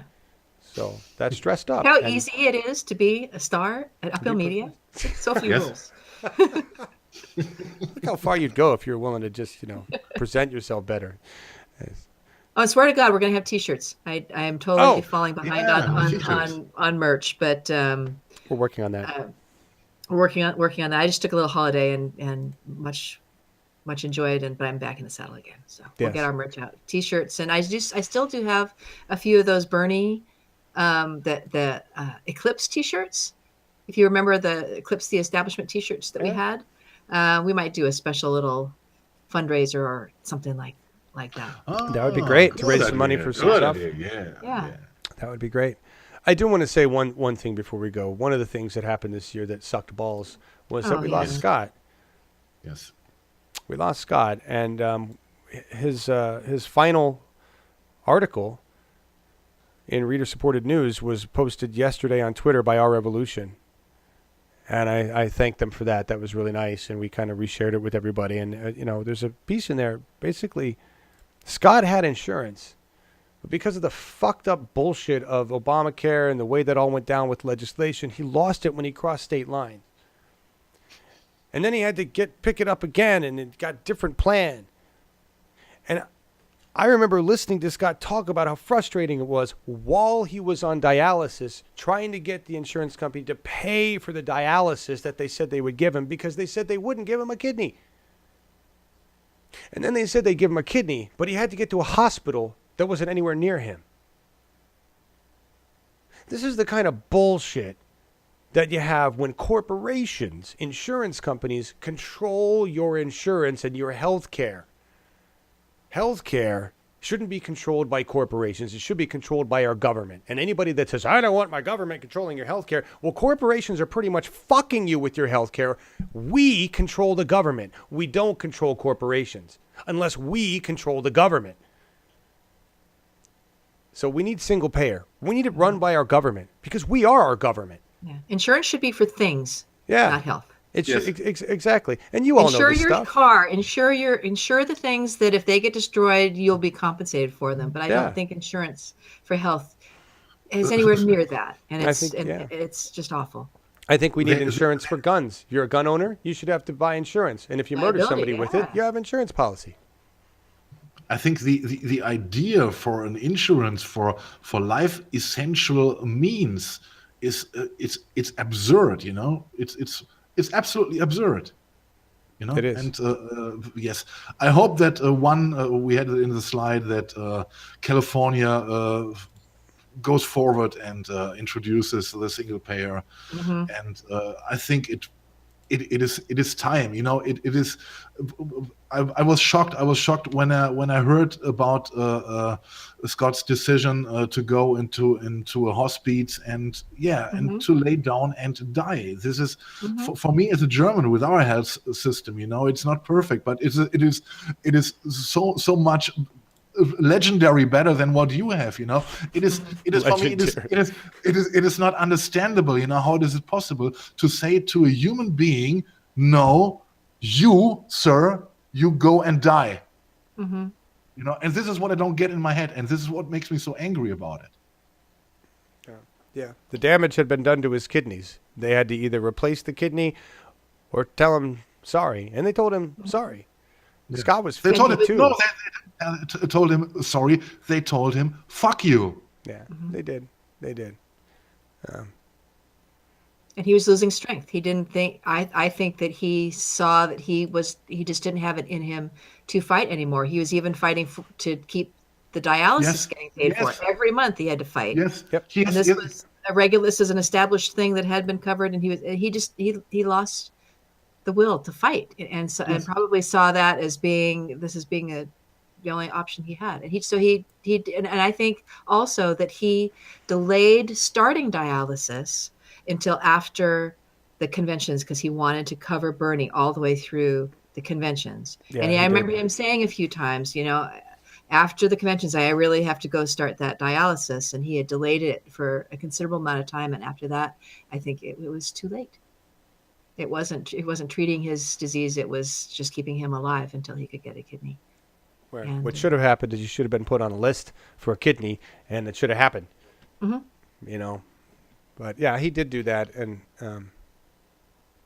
he did do that. Yeah. That's why that's one of the reasons why we keep going, and one of the things that pisses me off every day is that it's not just Scott. I'm starting to know many people now through other people that have lost friends and family due to health care that they should have had for stupid shit. We're not talking tuberculosis or, crazy diseases. We're just talking stuff.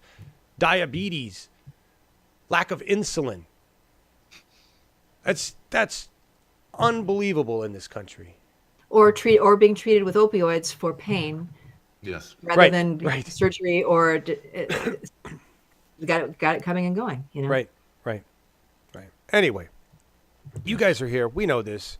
You know this stuff, and so this is why we're gonna keep going. And we're gonna grow our power. We're gonna amplify our narrative, and we are going to elect a shit ton of progressive candidates, take over our government, and turn it into something that is not a global embarrassment. That is our goal, Yes. right? And we're going to do this together and have We might fun not while we do this it. year, but we're going to make strides this year. And We that's are why gonna do a lot. 2018. This is going to be an amazing year. It may not be easy, but it's certainly not, as I said before, not going to be boring. And it's kind of fun to have a front row seat. And thank you, all of you who continue to show up and share this journey with us. It's pretty interesting. Yeah, It is. as we grow and as we do bigger and better things. Thank you all for this. Everybody that's still a patron, thank you. That's covering ass right now, and we still got to figure out what to do there because my bills keep going up with this stuff. And that's the John Ellis Patreon also, because the Uphill Media Patreon has gone away because we have our own donation page on Uphill Media, and we didn't want to Right. confuse things. Right. So Right. if you were donating to the Uphill Media Patreon, and you probably will get a notice about that, and you still want to do that, just go over to the Uphill Media website, uphillmedia.org, and go to the donate there, and you can do it the same way. Thank you. One Yes. time, monthly, whatever. Whatever. Yes. Yeah. And remember, Yeah. share, because there's Yeah. thousands of other people that are not this group of people that are always here, right? You guys are the close family. You watch all the time. Thank you for that. If you're a new viewer, we could sure appreciate your help. We do a lot of stuff. If you're curious about what we do, what's going on, how to help, info@uphillmedia.org. We bring into our volunteer group. We have a lot of fun. It's a volunteer media organization, and as we have more resources and more volunteers, I become more available and more willing to do additional productions and more things, and that's what this is about, right? Is amplifying the voices of the people and getting candidates elected by giving them the airtime they would not get on MSM Media. That's really what our goal is here, informing the electorate, right? You guys are having a great conversation. Revolutions are not easy. No, they are not. They are not. Hey, Eco, with your stop eating GMO. Absolutely. I'm baking my own bread now. Bread. Doing good at that. How did the cookies turn out? Last night's cookies, Yes. the second batch came out better. The first batch was a little wonky. They came out good. The highlight of my year, honestly, besides all of this stuff, was learning how to bake babka bread, which is a Polish-Ukrainian bread, like a sweet bread. It's all about it. Yeah. And my grandmother used to make it, and she died. Is that the one that was the big star? That looked like the big star? No, that was some other. That was the first attempt at bread. Okay. That was a raspberry weird bread. This is babka bread. I will have to bake it. It's even bigger, Laura Livengood. It's Wow. even bigger. It looks like a giant Wow. UFO. Looks like an alien. Did it? But it's. I remember from my childhood, my mom made this recipe, and now both my mom and my grandma are gone, and I made my own version of bread and got the recipe from my sister, who had it from Mom's cookbook. And if there's anything I can say, the way we carry on the spirit of our family, of our humanity, traditions, generation to generation, food is one of the most important ways that these things stay. And I can't tell you how much eating that bread was like going down memory lane, and that was just one of my favorite memories. Your jam game was on point this year as well. My jam, You made I was making some good jam. Fuck yeah. Jam for the revolution. I'm thinking there might be some of that to go out in terms of auction or donating and stuff that we could have fun with.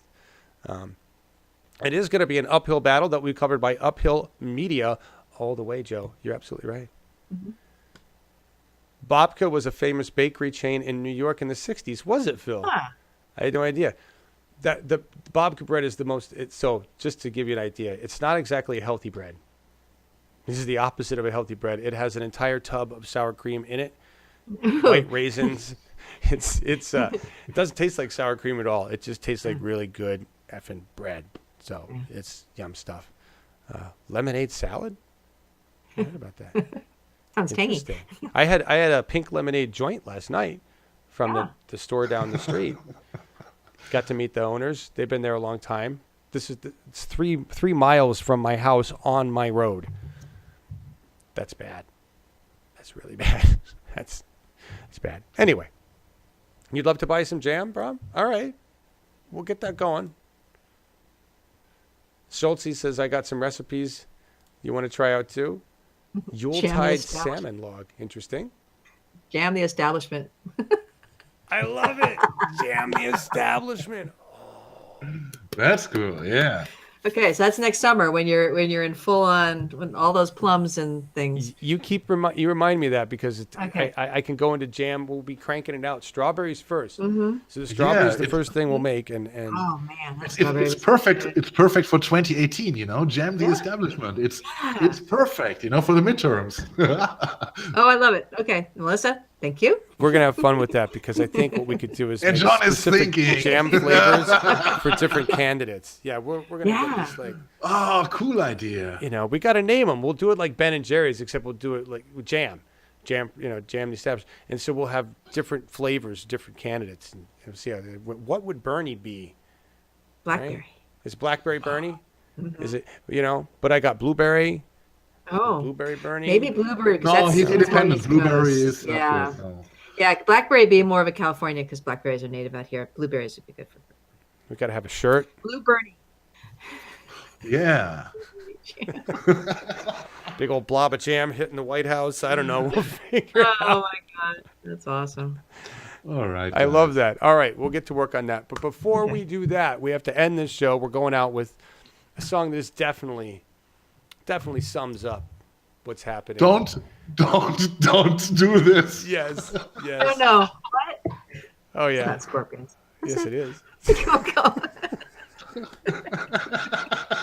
Because if nothing else, that was one of my favorite points about 2017 was learning how much Germans don't like the Scorpions and how much Americans do. Okay. Nothing says a difference in taste like that. Whether Klaus Meiner is a whiny little bastard or not, I don't care. He makes good music.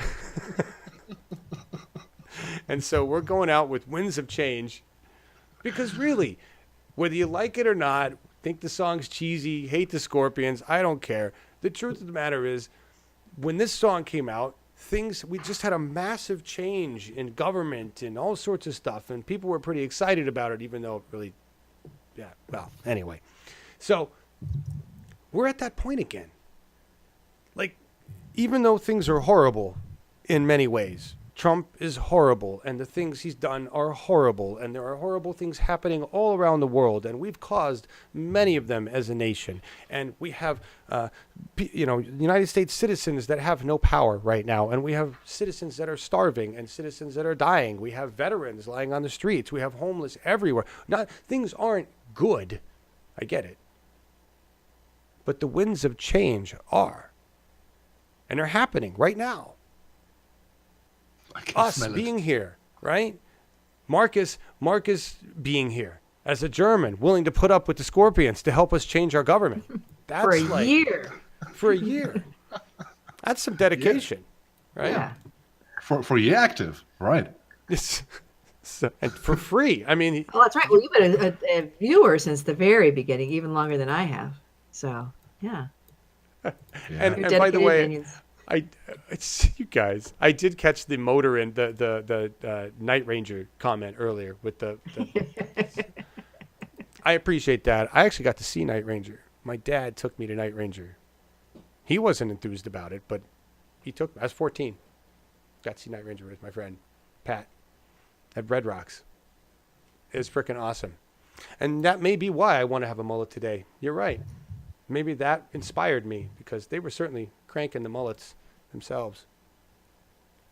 Manima says it's going to get worse in 2018. Oh, yeah. I mean, Things around the what you think? You agree with that, Laura Livengood? I think that we're going to continue to see business as usual going on in our government. It's going to there's going to be all kinds of scary crap come along, but I think we can ride that wave or we can fight it, and riding it is going to give us a lot of energy. What are you laughing at? Chili love. Marcus, use your power. No Scorpions. You see? He's powerless. You see, John? You see?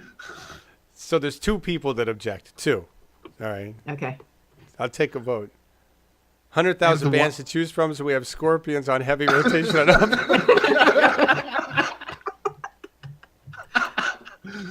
And look, we have two guys opposing, or three meanwhile, and the silent majority is hiding under the tables, you know, like in the 50 government advertisement, duck and cover, you know, before the nuclear blast. Yes. No? Yes.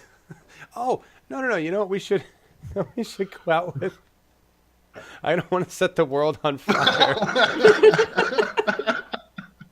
This I would appreciate again. Just because you listened to it in Fallout 4.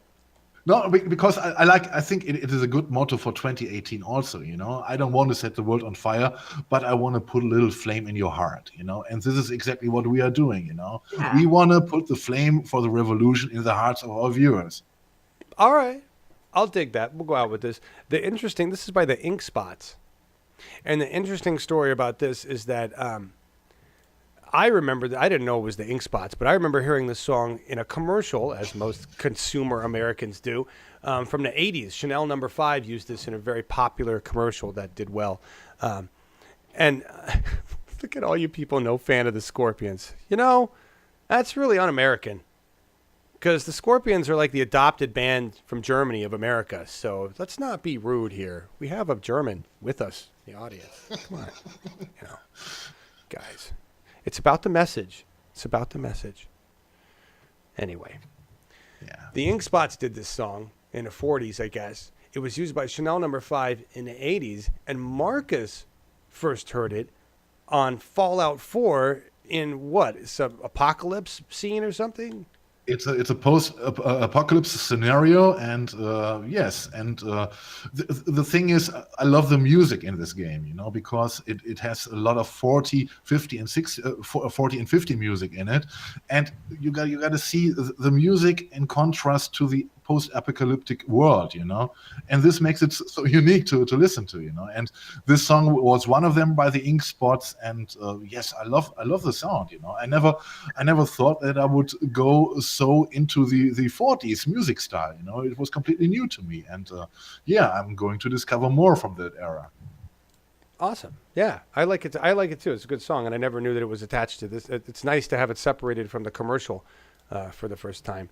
I'm looking at you guys' comments, and it sounds to me what you're really asking for here from all these comments that I see is you want an 80s streamathon. Oh. It looks like that's what we're gearing up for because I'm looking at the bands. We've got Quiet Riot popping up here. Wow. Motorhead, White Snake. Yeah. Yeah. I that's like my era.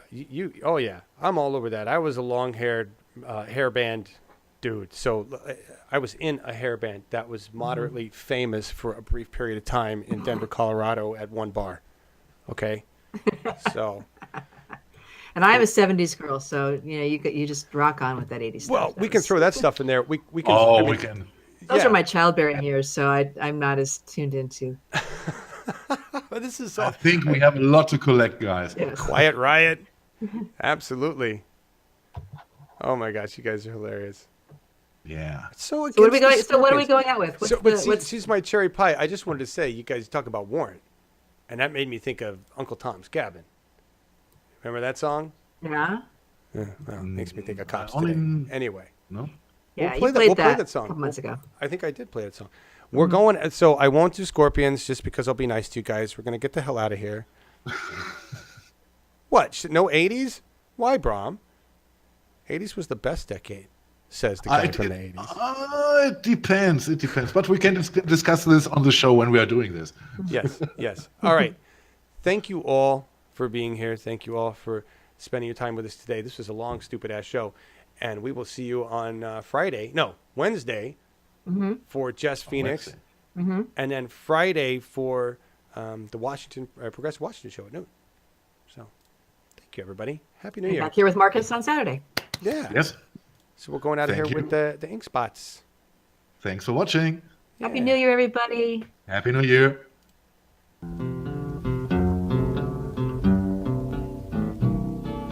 I don't want to set the world on fire. I just want to start a flame in your heart.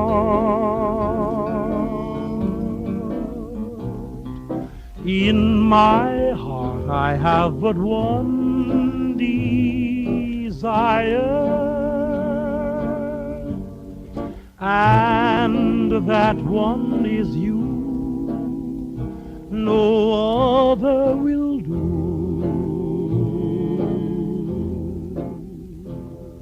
I've lost all ambition for worldly acclaim. I just want to be the one you love. And with your admission that you feel the same, I'll have reached the goal I'm dreaming of. Believe me, I don't want to set the world on fire. I just want to start a flame in your heart.